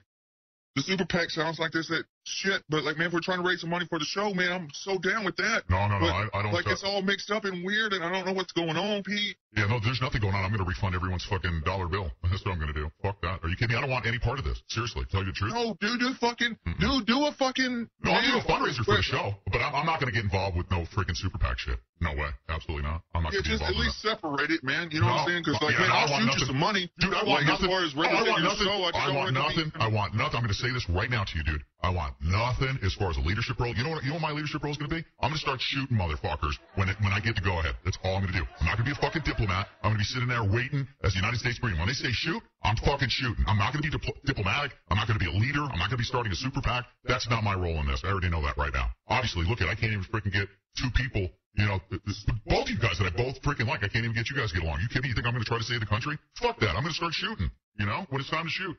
That's all we can do is just sit there and wait, dude. That's all my role's going to be, That's it.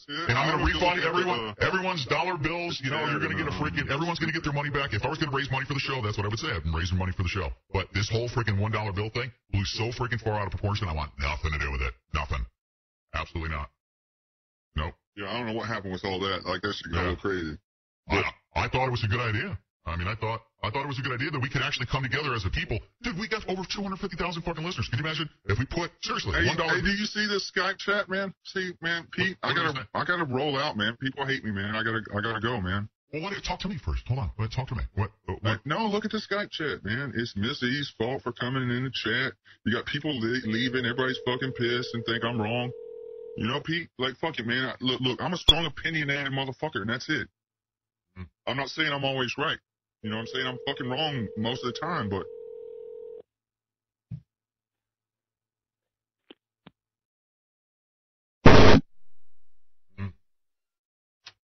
Just cool down a little bit, all right? Just cool down, dude. All right? You there?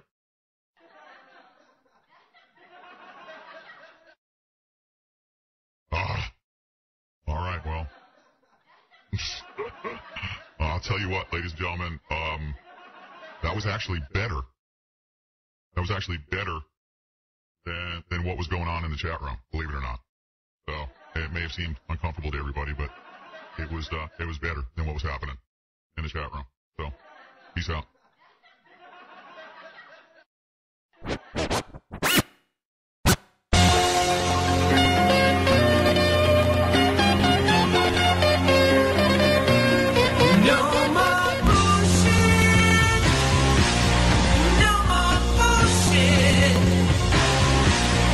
No more freaking bullshit.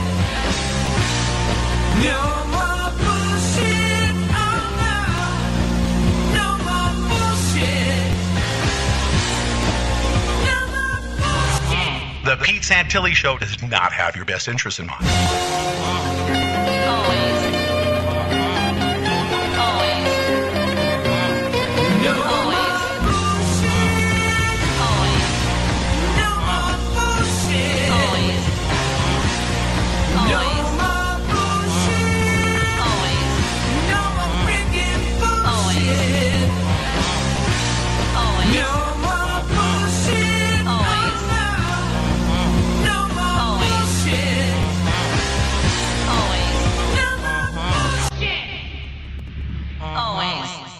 Dude, quit being a fucking whiny bitch.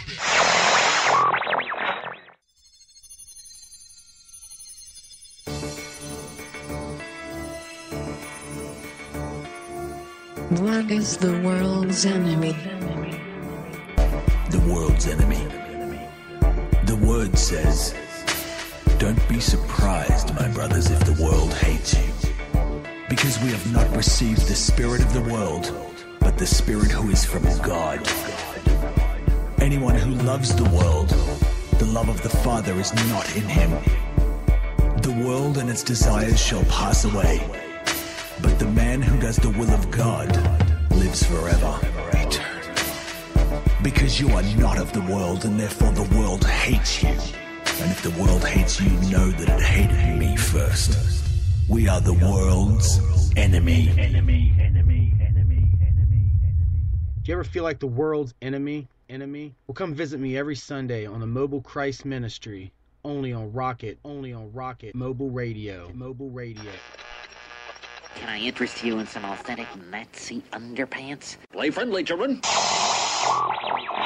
People who practice this kind of broadcasting and claim to be an American patriot do nothing but discredit all of us eventually.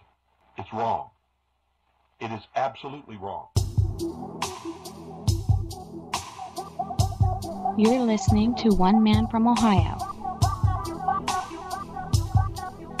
The only place where one man gets a word in.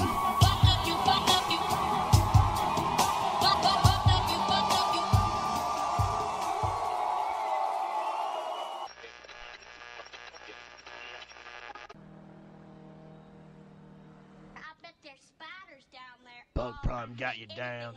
Call Dale's Bug Service at 555-2288. We also take away old ladies if you have problems with them, too.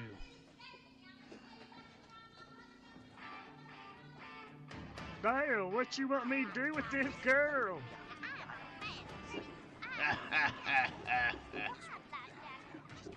Earl, put her in the bag. Put her back in the bag.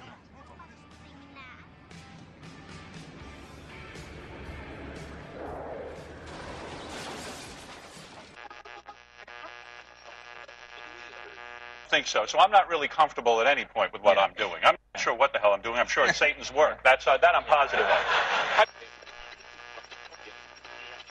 The 13 nations of OPEC have still not been able to decide by how much to increase the price of oil. Iran, Cuba, Venezuela, these countries are tiny compared to the Soviet Union. You send a kid to the emergency room for a treatable illness like asthma, they end up taking up a hospital bed. It costs they just gave them treatment early, and they got some treatment and a breathalyzer or inhalator on this Memorial Day, as our nation honors its unbroken line of fallen heroes, and I see many of them in the audience here today. I've now been in 57 states. I don't know what the term is in Austrian. Wheeling and dealing. Navy Corpsman Christian Bouchard. Corpsman Bouchard. Corpsman Bouchard. Malia's 13. Sasha's 10. They're 13 and 10.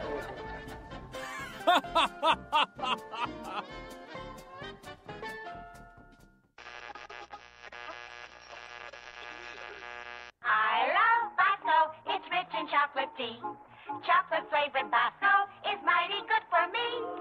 Mama puts it in my milk for extra energy.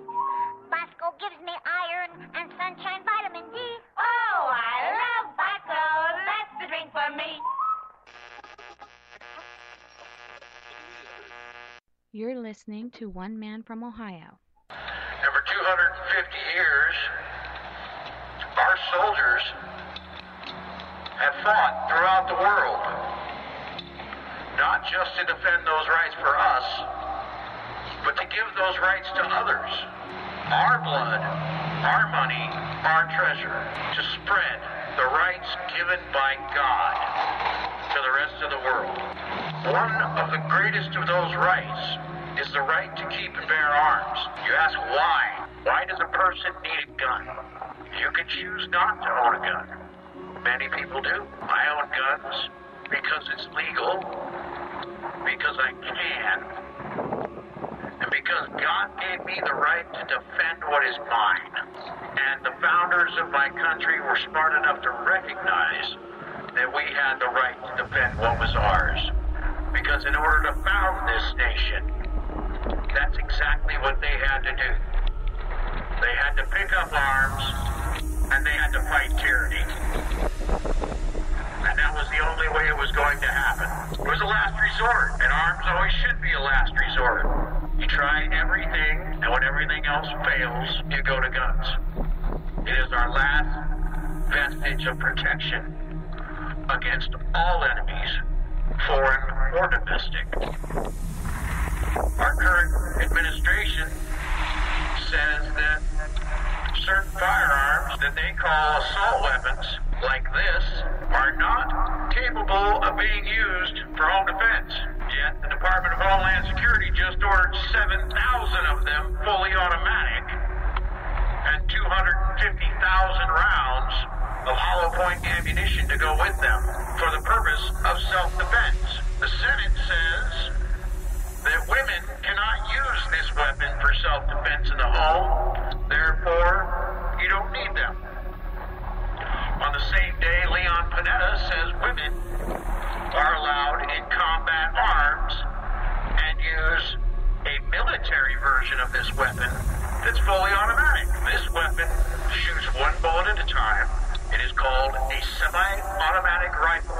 It is not an assault weapon. There is no such thing as an assault weapon. There is an assault rifle. An assault rifle is what is used by our military, and it has a selector switch, which allows it to go into a burst mode, firing 3-round burst, or a fully automatic load, firing until you take your finger off the trigger. This, however, is a semi-automatic rifle. And a bullet? Well, it's 3/1000ths bigger than the 20 true I grew up shooting squirrels with. Got a little more powder behind it. A little faster than my 22. Still a 22 caliber. This thing doesn't kill anybody. Right. This can't hurt you. Only someone wielding this gun in an improper manner, wanting to hurt, wanting to kill a person, must fire this gun to make it do anything. It cannot hurt you. I would like to show you something else.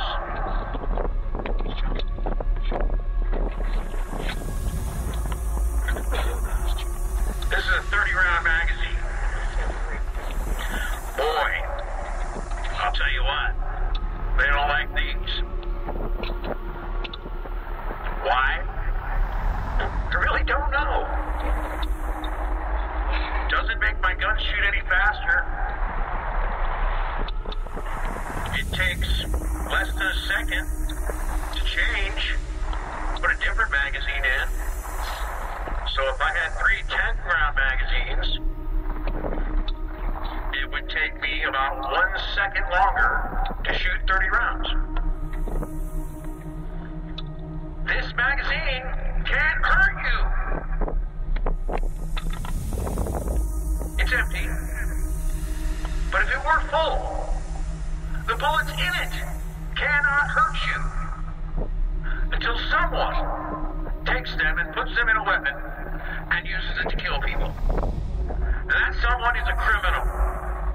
We are not criminals. We are parents. We are teachers. We are friends. We are families. We are veterans. We are people that support our community. We are people that are here to defend our rights. Our rights not given to us by government, but given to us by a higher power. None of these things can hurt you unless they are used improperly. The question of semantics and what something looks like. I'll show you something here.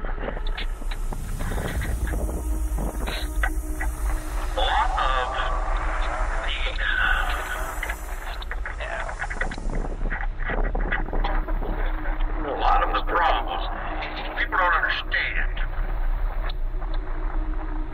People that are not familiar with weapons simply do not understand what's being spoke of.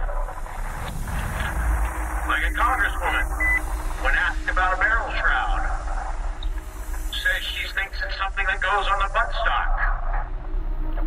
Now, I don't know about you, but my barrels are not on my buttstock. This is my leather jacket. I have my combat pins on it, my military ribbons. I wear it when I ride my motorcycle. Does it make me more dangerous? Am I more dangerous than I was a minute ago? Because I'm wearing a leather jacket.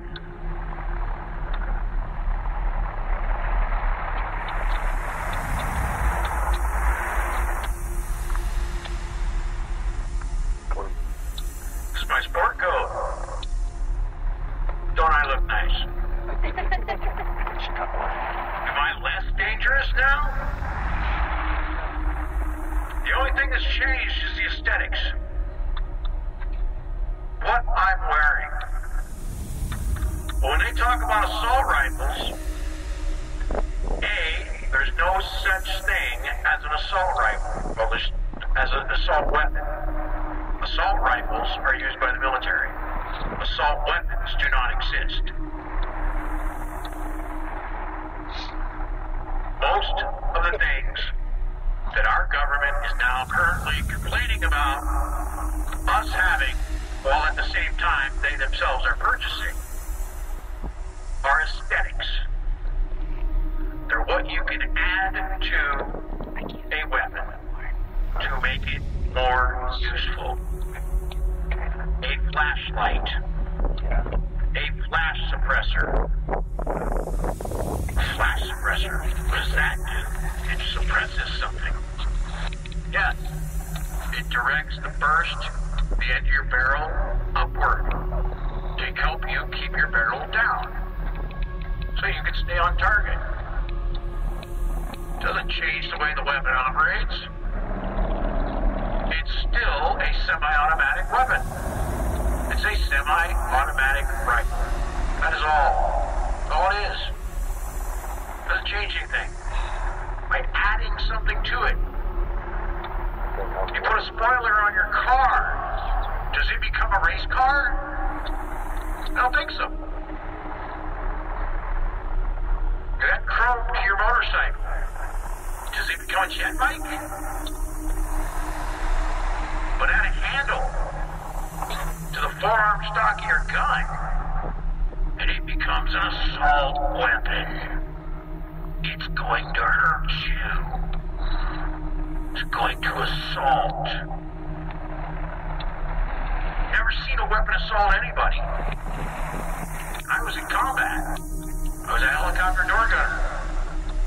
Not one time did I see a weapon assault anybody.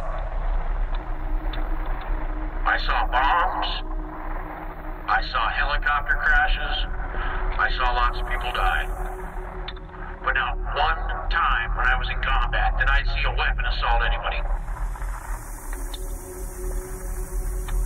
We cannot allow the misunderstandings of people that are simply ignorant. And I say that word in its proper usage. They don't know. They don't know. Sorry. It's not really their fault. We need to tell them. There's no such thing as an assault weapon. Assault rifles? Yes, they're used by the military. They're used by the police. Assault weapons? It's a made-up word. It's a made-up word to make fancy guns be scary. Made to scare you. The idea that by putting some cosmetics on a perfectly good rifle makes it become something that can assault you is insane. For our government to say on one hand, we're going to buy 7,000 of these that are fully automatic for self-defense, but you as citizens may not have them because they're not self-defense weapons. I find a contradiction there. And the contradiction is the Second Amendment of the Constitution of the United States says the people shall have the right to keep and bear arms. Period. When they sent soldiers home from the Revolutionary War, ages 16 to 60, they went home with their musket, the assault weapon of its day, the assault rifle of its day. If they had had M16s, they would have gone home with M16s. 16 to 60. Every man was expected to serve. Everyone. And when you were done, you took your gun and you went home. That way, if you had to defend your home, or you had to be called upon to defend your nation, you had your weapon. The first thing the British tried to do after they received the Declaration of Independence was seize the weapons in the armory in Lexington and Concord, which resulted in a small group of men stopping them at a bridge. Concord and Lexington, shot heard around the world, and they held off the British long enough to empty out the armory. And had that not happened, we would have had no weapons to fight them. So it's important. No, we don't have a lot of people here, but people that are here, it's important that we educate the people that we know as to what these weapons are, how they function, what they do, what their uses are, how they work, and that there's no such thing as an assault weapon. And it's merely by changing its jacket doesn't make it any more dangerous. Thank you. Could a strange substance found by a Southwest Arkansas man be part of a government test? Well, that's the question at the heart of a phenomenon called chemtrails, now getting widespread attention. Well, they say the government is dumping chemicals on us to control or manipulate the weather. And they say the unusual-looking jet trails in the sky are actually chemical-laden chemtrails. People say the government is up there in airplanes spraying all kinds of chemicals to change or manipulate the weather, leaving what you see there, and they call that a chemtrail. So when I look up there and I think are contrails, you're telling me are chemtrails? Yes, that a contrail would be dissipated by now. And it's interesting, Dale and Christina, this is of interest not just in this country, but European countries and frankly all over the world. A lot of folks interested in it. Well, Dave, you mentioned that climatologists and others who study the atmosphere believe that they'd be able to surely spot any kind of signs of an ominous plot. Chemtrails. On the internet, they are cited as proof of the government creating clouds to combat global warming. They claim the American government, with the secret approval of the national government, is covertly using jet aircraft to spray population centres with aluminium, with barium, and with strontium so as to reduce people's immunity and reduce the global population. I'm always a little bit suspicious because the government doesn't seem that capable to do something on such a large scale. That is not rain, that is not snow. Believe it or not, military aircraft flying through the region dropping chaff. Small bits of aluminum, sometimes it's made of plastic or even italicized paper products, but it's used as an anti-radar issue, and obviously they're up there practicing. Now, they won't confirm that, but I was in the Marine Corps for many years, and I'll tell you right now, that's what it is. What happens here, military jets, some come out of Key West Air Force Base, and they move off into the atmosphere, and they drop mylar strips. Some could be a little wider, some are small glass fibers that are coated in aluminum. And what the Air Force does is they take their military jets and they dump these out of the aircraft, they fall into the atmosphere, and some take as much to a day to fall down. This is inevitably military or something going on. The government, the Air Force, you see this kind of a pattern like this, you can rest assured there's something going on. They're actually little bitty magnetic and little bitty strips of, whether it's aluminum. Well, it's a nuisance to you and I to determine what's real and what's not, but it looks like it is a life-saving operation there for the military. The apparent motive behind this conspiracy theory is one world government. Order, I cannot hear. Mr. Speaker, I want to assure the House that both my ministry and my colleague, the Minister of Health, who have received correspondence on this issue, that this conspiracy theory does not have an iota of truth, and that the trails observed from aircraft simply come from jet engines. Number 9 of order. And I think what an appalling example it is of the new Foreign Affairs spokesperson for the Labour Party that she's spreading conspiracy theories about the United States government. The House has heard sufficient. It is called geoengineering, fighting global warming by putting a chemical dust in the atmosphere and reflecting harmful radiation back into space. We take geoengineering to mean deliberate, large-scale intervention in the Earth's system. There are a variety of schemes that have been discussed for geoengineering. A classic example is injecting reflecting particles into Earth orbit. Nevertheless, there might be some good reasons to think about aluminum. It turns out, first of all, there's been a lot of work on the environmental consequences of aluminum in the stratosphere. The big deal really is that aluminum has 4 times the volumetric rate of forcing for small particles as does sulfur. And that means you have 4 times less surface area for the same rate of forcing. And this is a much bigger deal. You have roughly 16 times less the coagulation rate, and that's the thing that really drives removal. So you could get away, we think, with much smaller mass fluxes. So that's why we see things like in the used aircraft patent from '89, they talk about aluminum. And that's why we're seeing in the surface water samples aluminum. And here's David Keith saying that aluminum has 4 times the reflective volume surface area. So they'd like us to think that we're talking about sulfur, but here they slipped up and let it out that aluminum is 4 times better to achieving their ends, and it sounds like it's going to be one they don't want us to know the effects of. Mm. The little picture is from a nanofabrication study, which shows you can make very high quality, and do this in just a jet in a very simple way, make high quality aluminum particles just by spraying aluminum vapor out, which oxidizes. So it's certainly in principle possible to do that. There's a big literature that's already looked at that. And you could do that by either building new versions of these aircraft or even re-engineering existing aircraft. So there's some ideas of that. So you go to an engineering firm and you want this done. They don't say this is hard or unusual. They say, okay, yes, we could do it. Aerosol geoengineering looks like it is so cheap that the cost is basically not going to be an issue. That means that implementation decisions will be risk-to-risk decisions. The risk of doing it against the risk of not doing it. And it makes the problem of how we govern it fundamentally harder and different and normal. So I've told you this cheap to deliver materials to the stratosphere, and I'm convinced that's true. I don't think that will change. But I think the more we do research, the less easy this will look, the more complicated the environmental effects will look. And that's a good thing, because right now it looks too easy.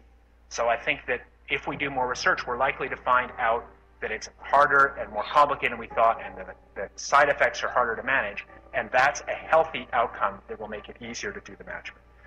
Of course, the opposite reaction is possible. It's an empirical question, how people will actually react to knowledge about this. Another reaction is to say, if these crazy scientists are so concerned about putting CO2 in the atmosphere, they want to think about these things, then that might actually mean we should be more serious about the risks of CO2 in the atmosphere. And by the way, it's not really a moral hazard. It's more like free riding on our grandkids. And by the way, it's not really a moral hazard. It's more like free riding on our grandkids. Numerous air quality studies.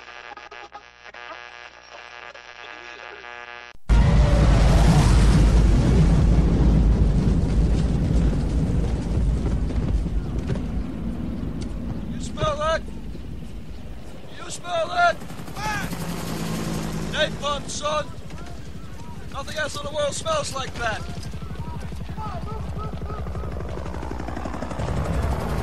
I love the smell of napalm in the morning. You know, one time we had a hail bomb for 12 hours, and when it was all over, I walked up. We didn't find one of them, not one stinking dink body. Smell! You know that gasoline smell? The whole hill.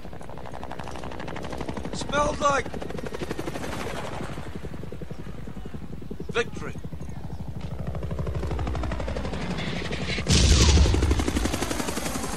Someday this war's gonna end.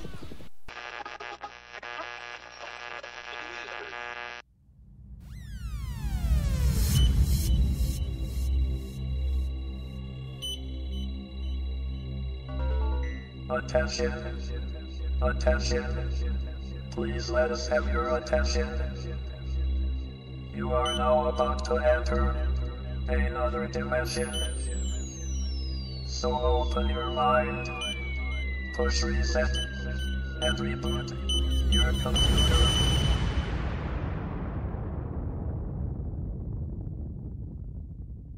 Techno, techno. Techno, techno. Techno, techno. Techno, techno. Techno, techno. Techno, techno. Techno, techno. Techno, techno. Techno, techno. Techno, techno. Techno, techno. Techno, techno. Techno, techno. Techno, techno. Techno, techno. Techno, techno. Set me up, set it off. Beat so hard they call the cops. This is how it's going down. You play with me and I get loud. I hear static everywhere, getting round like sad warfare. Never coming up for air. Bottle top in truth or dare. Play it hot and spin it back. Party rocker with a big room track. Let it roll and give me some of that. A little more before I fade to black. Heads all twirl. I got the curves like a mud flap girl. I'm the kind of chick that gets the party started. Flip the switch, turn on the world.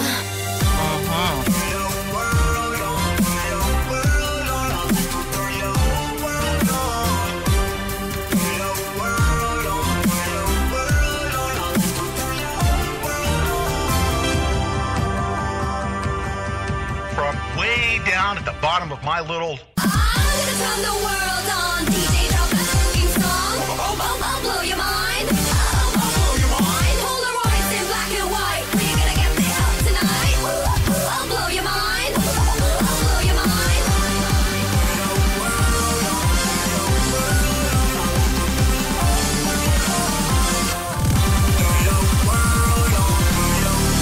So I would rather be a conspiracy theorist than a conspiracy factualist having the inside scoop, killing presidents like the Bush family.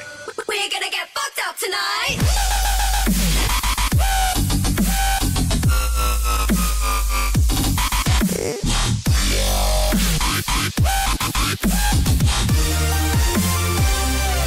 Say it off. Humanity's gonna come together. Humanity's gonna come together. Humanity's gonna come together.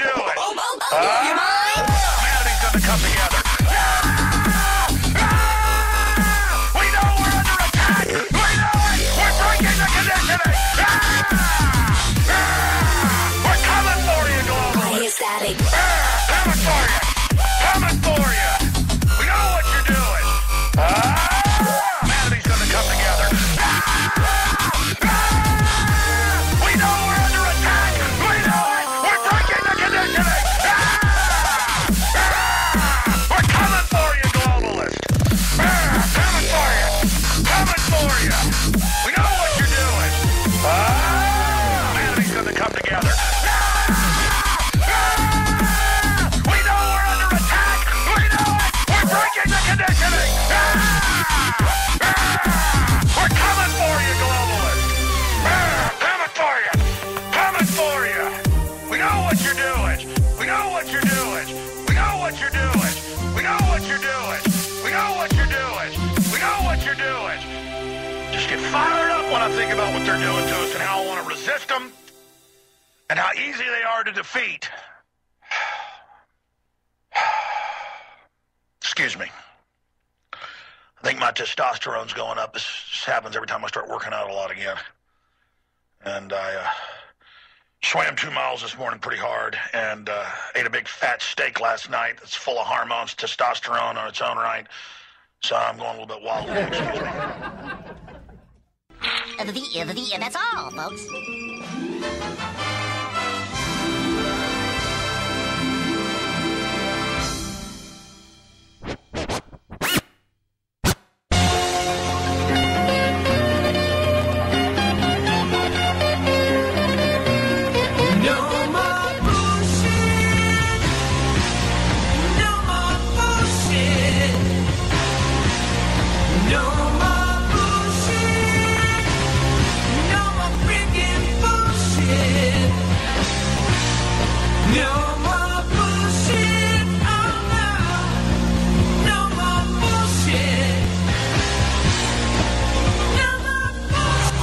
The Pete Santilli Show does not have your best interests in mind.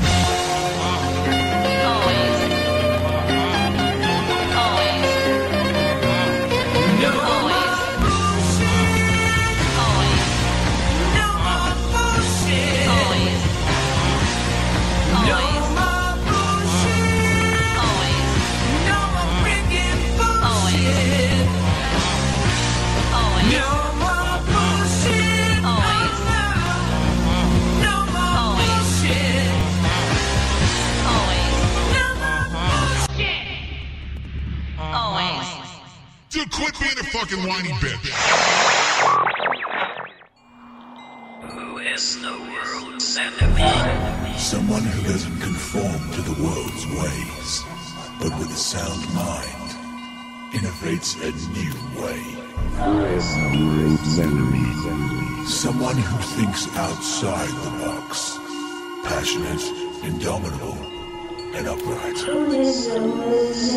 Someone who's Christ-like, and the world does not like. We are the world's enemy. You ever feel like the world's enemy? Well, come visit me every Sunday on the Mobile Christ Ministry, only on Rocket Mobile Radio. Please be advised, the Rocket Radio Show may cause sudden bursts of excitement.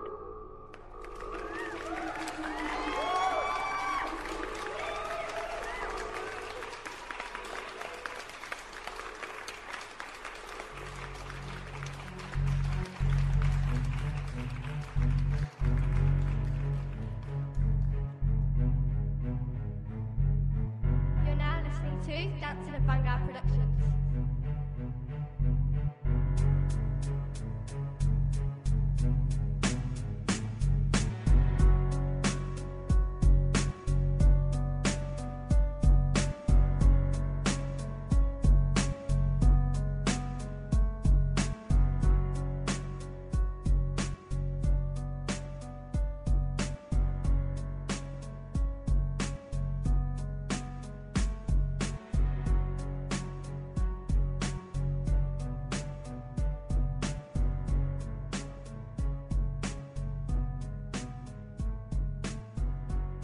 Hey everybody, welcome to the Rocket Radio Show. This is your host, Rocket, and of course, with me today is my lovely co-host, Samantha Stanley.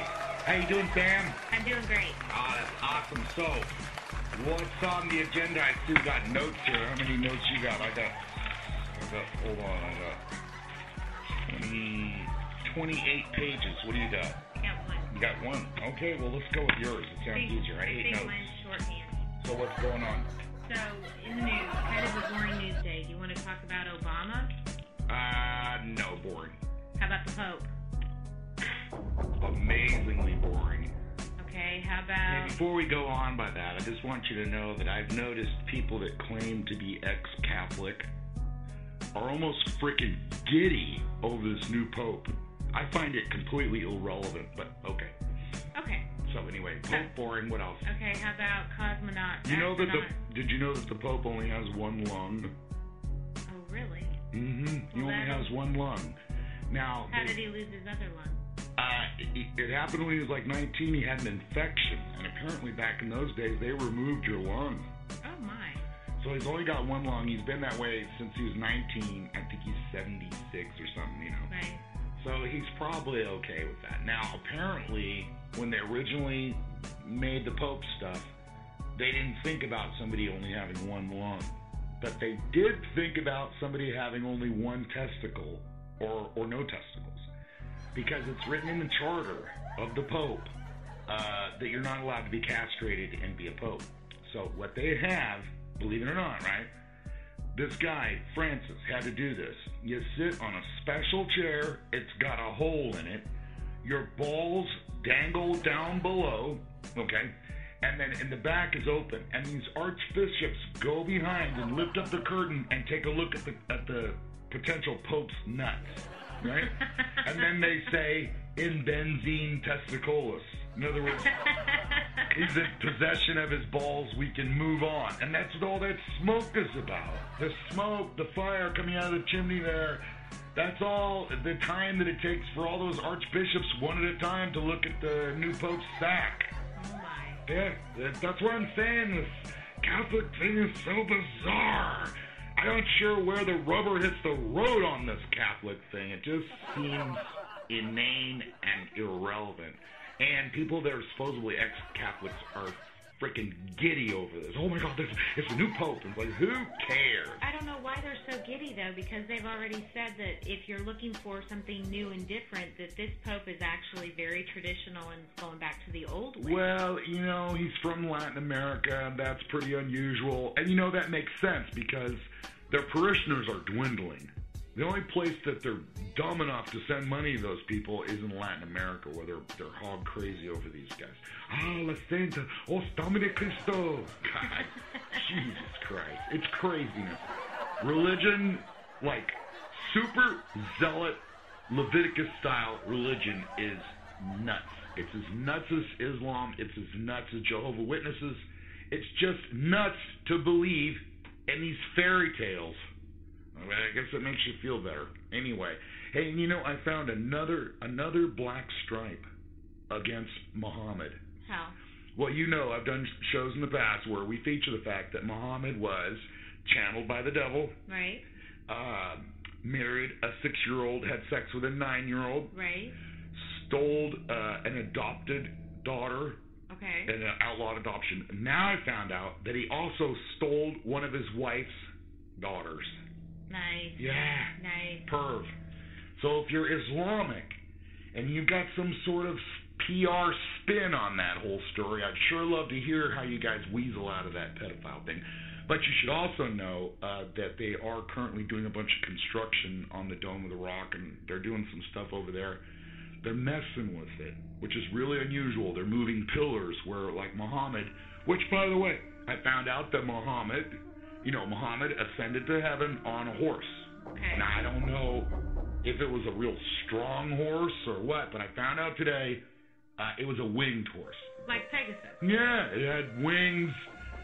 You know, you figure if he's a god, he'd fly away in like a Black Hawk helicopter. But no, he had a horse with wings, and that spot where they're messing with that, they're paving that to make parking in Mecca. It's turning into Las Vegas, man. Serious. Lots of fun there, you know. In the United States, in Vegas, you go hookers and strippers and gambling. In Mecca and Medina, you know, you can throw stones at the devil, right? Good. You can pace in a big circular fashion around that cube. Okay. Okay, that's good.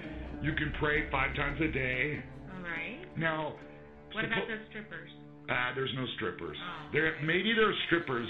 You know what? There probably is Islamic strippers that are on their Hajj and went to Medina. That's possible. It's possible that they're, because they wear the black bag. You're not going to be able to see their negligee or whatever underneath. Good point. Okay, so we can move on. What else? Okay, so what else is in the news? So we've talked about Islam and the Catholics. Love these notes. Glad we didn't want to talk about religion today. Yeah, go ahead. Okay, so rabies. Let's talk rabies. Well, let's talk rabies. Now, I happen to know, you thought you were going to stump me. I'm going to try to stump you. No, Sam. You don't understand how tightly my finger's on the pulse of what's going on. All right, tell me. Rabies in the news. Hydrophobia. Rabies is a infection. A lot of times it's in saliva. Correct.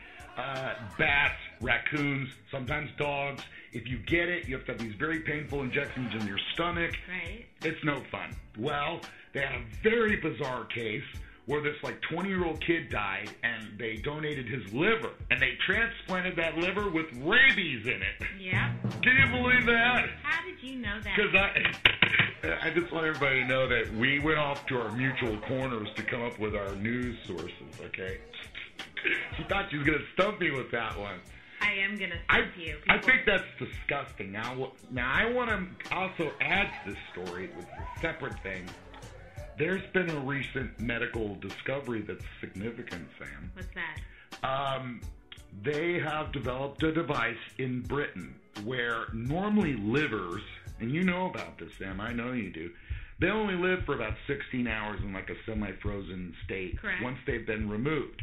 Now they've got about 4,000 liver transplants that are done a year, and there's about 8,000 people on the list.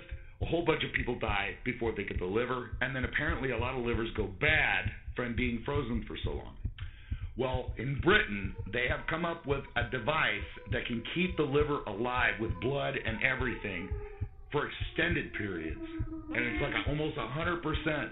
Yeah, it's a brand new breakthrough. Yeah, I'm not trusting that. No, it's what keeps the organ alive, and they think that that's going to really help out in the future. The other thing that people don't know about is they've also come up with the cure. They know what causes it. They've come up with the cure for malaria. Oh, yeah? Oh, yeah. That's big news, people. Big, big news. Especially if you're one of those skinnies over there in Africa. You don't want to get bit by mosquitoes. You don't want to get bit by mosquitoes. That's one of the reasons why the white colonialists, those Boer guys that went to Africa, they got wiped out. Malaria and all these shitty diseases that they weren't used to. So, anyway, what else? Okay. What else we got in the news? The only thing I'm going to correct you on is that it wasn't a liver recipient that died. It was a kidney recipient. My bad. It was a kidney. But the liver machine, it's a machine that keeps the liver alive. So you're right. It was a kidney machine. It's a kidney transplant that had rabies in it. Okay. Nice. Okay, so I know you know about this one, but what's in the news about the Greyhound bus? I have no clue. Really? No. Oh, sweet. Okay, so Greyhound bus. Yes. Leaving New York, Atlantic City. People still do Greyhound bus. I mean, it's the same price as flying. I don't understand that, but okay. 48 people were aboard this bus that left Atlantic City, and 20 minutes into the ride, guess what happened? Somebody had a baby.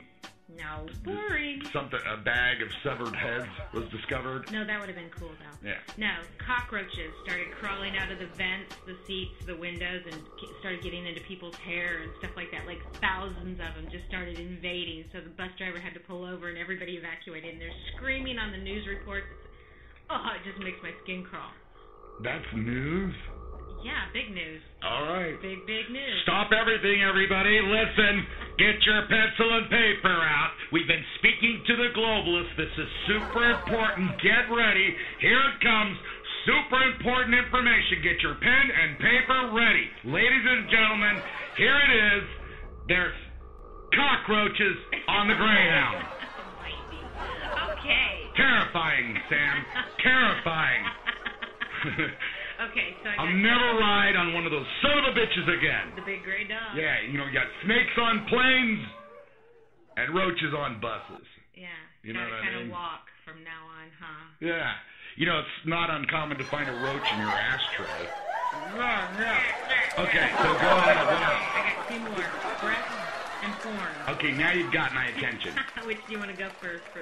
This is going to really help with the organic searches when I put porn as a tag word. But go ahead. It is. What now? Okay, breath. Ding, ding, ding. Large and jiggly. Okay. What do you think about large breasts? I think the trend's probably going away. I don't know where I'm answering to guess what you're leading to. What is your preference? I go with large and jiggly, yeah. Yeah, large and jiggly. Yep. Okay, yep. interesting. Because... Although small and athletic has its place. Where? I mean, I'm very flexible, but I just need to look good. You know what? I'll even go with those silver dollar nipples. They don't bother me. What else? Oh my God. So what else we got? Okay, so a British study was conducted to identify men who favor large breasts. Okay. And men who favor large breasts are found to be more sexist. They are, of course, benevolently have more of a sexist attitude. They more strongly objectify women. Sure. And they're more hostile towards women. Ah, si senor. That explains. Well, you've discovered our weaknesses. Now, I don't understand if a guy appreciates a good set of jugs, why that would make him more hostile to women, those bitches. You're going to... Yeah, good thing you don't objectify women. Yeah. I'm not hostile to broads when I meet them.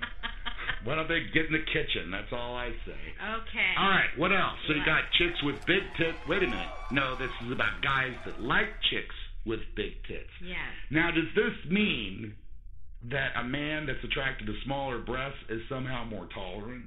I would say more sensitive towards women, more tolerant of women. That sounds so racist. It's not racist. It's a breast. Just because a guy likes a big set of hooters doesn't mean, he's hostile towards stupid bitches. You know? Jeez, Sam. Okay. Kind of a bummer. Okay, so let's buck up and move on. Keep your pecker up. All right, let's move on. Okay. How about porn in the news? Porn in the news. Oh, God. What do you got? Me? Yeah. I got no porn for the news. Sweet.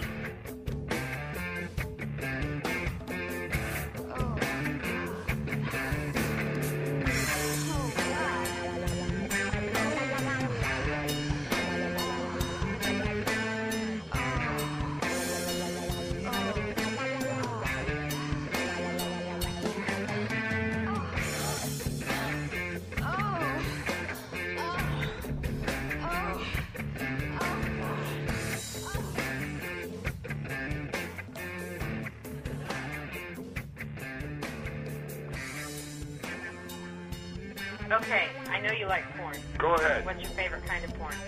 Well, I've got a guy. Like porn? No. Oh. Are you hosting? Or are you co-hosting? No. I got a guy that's super, super smart, and I've had him on the show before, who can psychoanalyze you by telling you, if you tell him what kind of porn you watch, that's all he needs to hear is what kind of porn you're into. And he can psychoanalyze you and tell you all about yourself. But it's very interesting. He was scheduled to appear on the show, and at the last second, he backed out.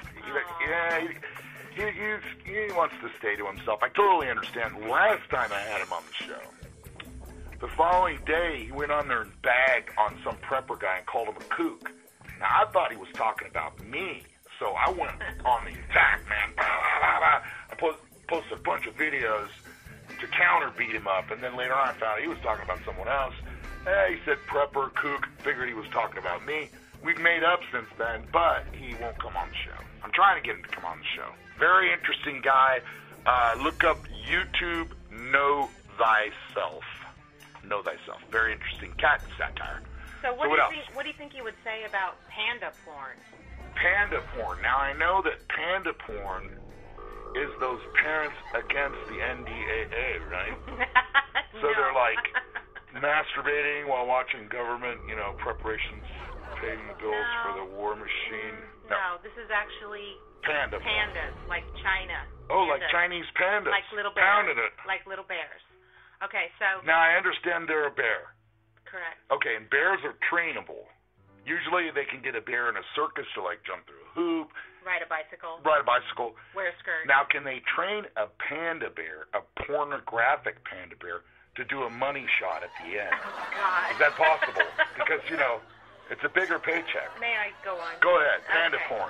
So it's a turn-off right off the bat, just tell you. Something about a bear is just not, I don't know. Okay, Go ahead, so what else? there's two panda bears in China named Kaylin and Yang Yang. Okay. Okay? And Kaylin is in the middle of her 3-day cycle, right? Her 3-day breeding cycle. Sure, leaving little panda, little red prints all over the compound. Okay, so Yang Yang tries to mount her. Okay. And she keeps fighting him off. And of course, in captivity, she's never seen pandas mate before, so she really doesn't know what to do. She's rusty. Go ahead. So they went ahead and played a video of 2 panda bears mating in the wild. And it says that she immediately took interest, and there was no stopping her, and they mated successfully. Ding, Now, ding, ding. Now, even though it's an enclosure where they keep these pandas, are they allowed to smoke a cigarette right afterwards? It during the dopamine phase. It didn't go into that much detail. Can you imagine you're in like a big giant fish tank, right? Right. And they're all watching you, and they're like, say they were humans, right? And then the people are like, hey, we need you guys to mate. And you're like, okay, with her, do you see anybody else? No, okay, so now, yes, now. You're like, geez, I can't perform under this pressure. No, he was So fine. what they do is they get some panda porn. And they give you a little piece of tissue in a cup. Oh, God. And have you go off into the bathroom and come back in a few minutes. That's how they do it. No, that's Panda not how porn. they do it. You go in the room and there's these little torn, dog-eared, panda porn magazines. Like big tits panda porn. Sometimes those pandas got some big knockers. They have their own specialty magazines. Panda porn. Not sure that's possible. Now I have some good news. This is my big top news story, Sam. There is a hacker that's targeted the Clintons and a confidant of the Clintons in a new attack. Are you talking about Lucifer? Yes, I am talking about Lucifer. I read the news too. Okay, well, you might know that he has hacked into email accounts of family and friends, political allies of the Bush family. Right. He's assessed the AOL account of former senior White House advisors to Bill Clinton. What about Colin Powell? Colin Powell, which means Powell, right? No, it's Colin. Colin Powell. C-O-L. Bowel Powell. That's what we used to call him when I was in Bowel Powell. Nice. Meaning Poopy Powell. I got it. But I took heart in this story because apparently, I think it's a trend, Sam. Yeah. They're going to dump Hillary's emails to the public. I'm so inspired by this. Maybe if these hackers out there could put down their corn dogs and maybe skip a soccer practice, maybe skip, Dr. Phelps and the therapy session where they use, anatomically correct dolls to recreate former molestations that they had as children. Stop messing around with drones and drone technology, which is all crimes against humanity. You watch. Stop playing Call of Duty. Stop playing Call of Duty. Stop masturbating into a sock. God. And put some time into hacking these New World Order fucks. Why don't they get a hacker to get in there to the Vatican and get all their money? Transfer all their money to everyone around the world. Well, he did get into Hillary's email account, right? Yeah. And he not only publicized emails that she sent, but also the attached documents of some of those emails. Hey, maybe we're going to find out what really happened to Vince Foster. Or what happened in Benghazi. I mean, she's left a wave of dead bodies behind her. Now, this hacker has also gotten in to Bush family members. Powell, Colin Powell, Poopy Powell. Got it. U.S. Senator Lisa Murkowski, she's probably Polish, a senior United Nations official, and then Rockefeller family members, former FBI agents, security contractors in Iraq that have changed their name to something totally gay. Z. What the fuck is Z? Blackwater. Z. Oh, we're harmless. Z. Right? Ambassadors to the United Nations, a bunch of breaches that involved AOL email accounts. Love it. I think it's awesome. I can't wait to see that stuff published because I'm going to be reading. You know what I fear? We're going to find out all about Hillary and them. I fear that Hillary is going to come out of this completely unscathed. I don't know. You know, in and of itself, like emails that are hacked and then disclosed, it's not like they're going to have some big immediate reaction. But I think that cumulatively, as the public becomes more aware of the shenanigans. I love that word. Love that word, shenanigans. What's that other word? Hornswoggle. That's another word I like. How can you use them? Let's see. I believe that we were hornswoggled by her shenanigans, getting away with bloody murder. These guys are criminals. They're running dope. They're laundering money. They're involved in real estate deals, whitewater, murder. I mean, Jesus Christ. But you know what? People are going to vote her into office. That's what I'm saying. I just fear. Doesn't your sister love her? Leave my sister out of it. God. Leave my sister out of it. But she does, right? So she's just going to overlook all that. She's so smart. Why would she do that? Once again, this has been Samantha. Yeah. trying to get off the subject here. Well, okay, so I just think it's very cool that the hacker has targeted the Clintons, and I'm hoping that a bunch of information gets dumped out. What else you got for me, Sam? That's it for me. That's it? I wanted kind That's your news? I wanted a fluff news day. Man, we're barely 15 minutes into this, girl. What do you got? News. What do you got? Well, I knew that the Pope only had one lung. Okay, that's good. What Yeah. else you got? That's all I got. What about, there was a horrible bus crash. Do we have to talk about all the carnage, you know? Okay. Hey, We can talk about testicles again. Testicles. Hey, one thing. What do you want to talk about? Got your attention. Well, again. not really. I kind of in a fearful way. What do you mean? No, that's okay. Oh, okay. Because, you know, men, the genitals are in front. Men walk upright. They're exposed. You know, it's dangerous. And by the way, this exposed genital thing, okay, that is exactly why I believe that Bigfoot is bullshit. Right? He's 9 foot tall. Yeah. He's probably got like a 17-inch long penis with like a 5-inch girth, right? So it's a cabasa. How can it not be, right? He's giant, right? I agree with you. He's trudging through the forest with size, 26 feet. Crunch, crunch, crunch. Right. Meanwhile, his dingleberries hanging out. They don't wear clothes. No, they right? don't. No.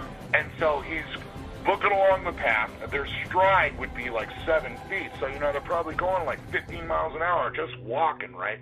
And here's this really sharp stick pointing down the ground because they're, trudging through the forest. And it skewers him right on the sack. Catches his Sasquatch sack. And that's where you hear those sounds in the forest. Yes. It's because of their exposed genitalia, and that's one of the reasons why I know. And look, every time they take a picture, how come it's always a girl? It's like a lab rat. It doesn't have giant balls hanging out. It's smooth down there. Every time they photograph Bigfoot, it's a chick foot. A chick foot. It's a sass snatch. Right? Pictures are always really fuzzy. You don't know. No, they got pictures of the Bigfoot striding along. Nice and smooth like a teddy bear, man. Like a Ken doll. Yeah. Yeah. One time when my brother was about 12, I think I came around the corner and I caught my brother using a G.I. Joe and I think my sister's. Don't tell the story. And we're making them kiss. Aww. And man, I busted him like, "Hey, what are you doing? You're making them kiss.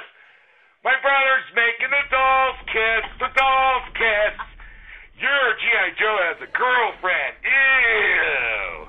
Dude, that was back when I thought girls were really, When was that? A couple years ago? ago? It was just weird, though. I come around the corner, he had some little girl doll in his hand, and he's like, he's making them kiss. So I was just like, holy Christ, this made me turn my stomach.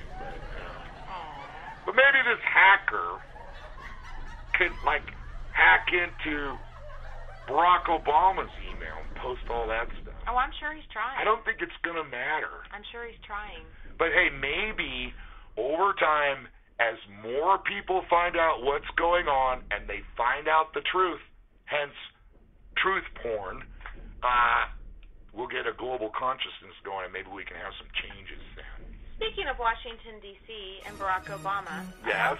I also heard on the news today that a group of elementary school kids from Waterloo, Iowa, went on their spring break trip to Washington, D.C., and they were going to tour the White House, tour the monuments, tour all these different places. And when they got there, their scheduled tour of the White House was canceled because of the sequester. I heard they're closing down the tours of the White House. It's too secretive. And then I also heard that the Trump was willing to pay for those tours. But the thing is, one of the mothers said, you know, it's almost like Obama got custody of the White House in the divorce from Congress. Is basically. Yeah, you know, they can't afford to let him do tours of the White House, but they can definitely afford lobster, and they can definitely afford giving a $250 million check to those Islamist bastards over there in Egypt. Well, don't forget that they're also going to get the money for that. They're going to cut federal funding for childhood immunizations and women, infants, and children, the WIC program, and so they're going to cut all this federal funding. But he's going to get to keep the lights on in the White House.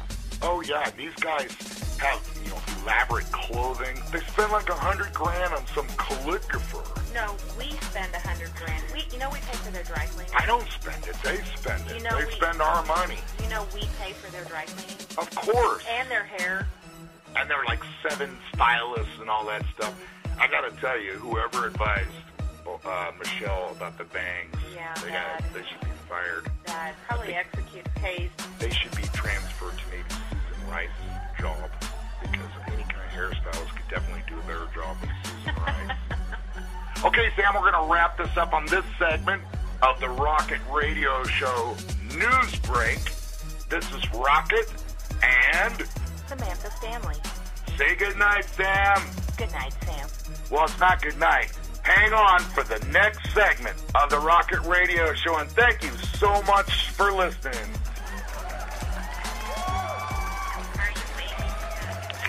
I am.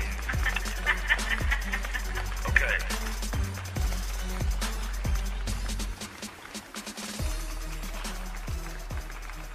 $75 million years ago, this planet was called Tigyac. There were 90 planets in this sector called the Galactic Confederation. This is part of the text of a Hubbard lecture. They had elected a fellow by the name of Xenu to the supreme ruler, and they were about to unelect him.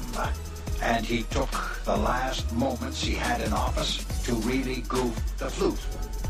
Xenu decided to take radical measures to overcome the population problem. Beings were captured on other planets and flown to locations near 10 volcanoes or more on Earth. H-bombs were dropped on the volcanoes, destroying the bodies of the beings who, as Thetans, attached themselves to one another as clusters. A revolt followed of the loyal officers against Xenu. Xenu was locked up in an electronic mountain fortress and remains there still. Since that time, beings born on this planet have had clusters of Thetans attached to their bodies. OT3 can run out these clusters and cause them to leave us and reincarnate as individuals. After hours of expensive auditing, you are rid of the body Thetans attached to you. You may then acquire psychic powers, move objects at a distance, and have out-of-body experiences. If you find you can't, then you must take the course again, for another £5,000. You're listening to the Rocket Radio Show.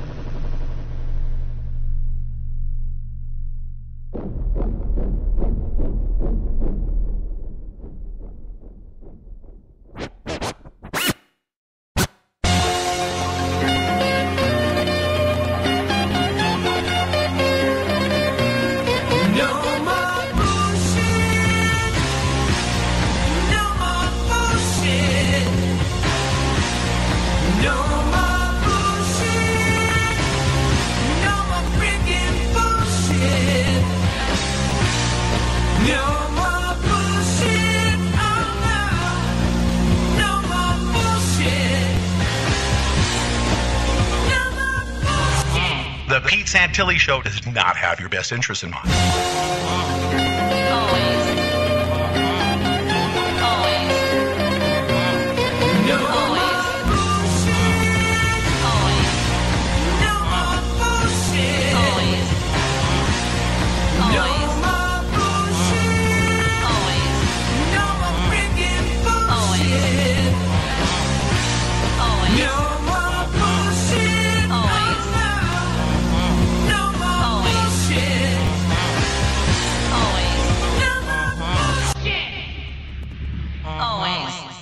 Dude, quit being a fucking whiny bitch.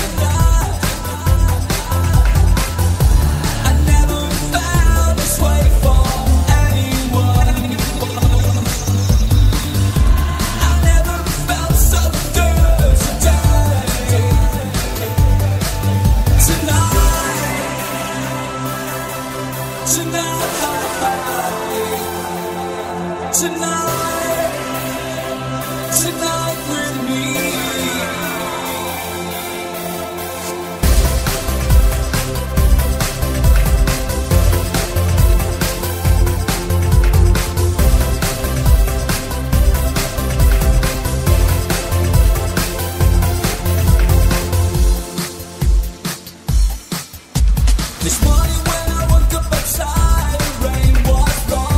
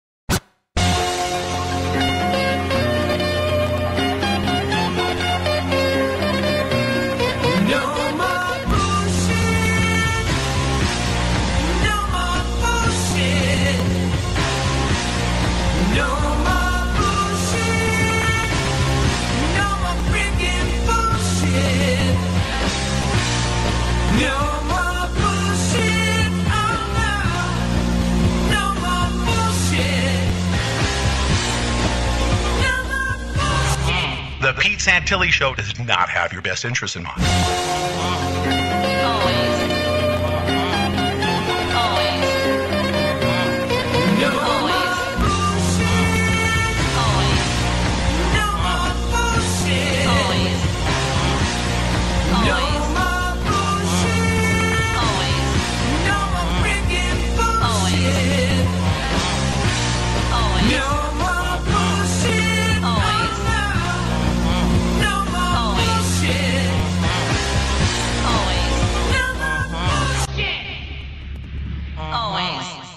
Dude, quit being a fucking whiny bitch.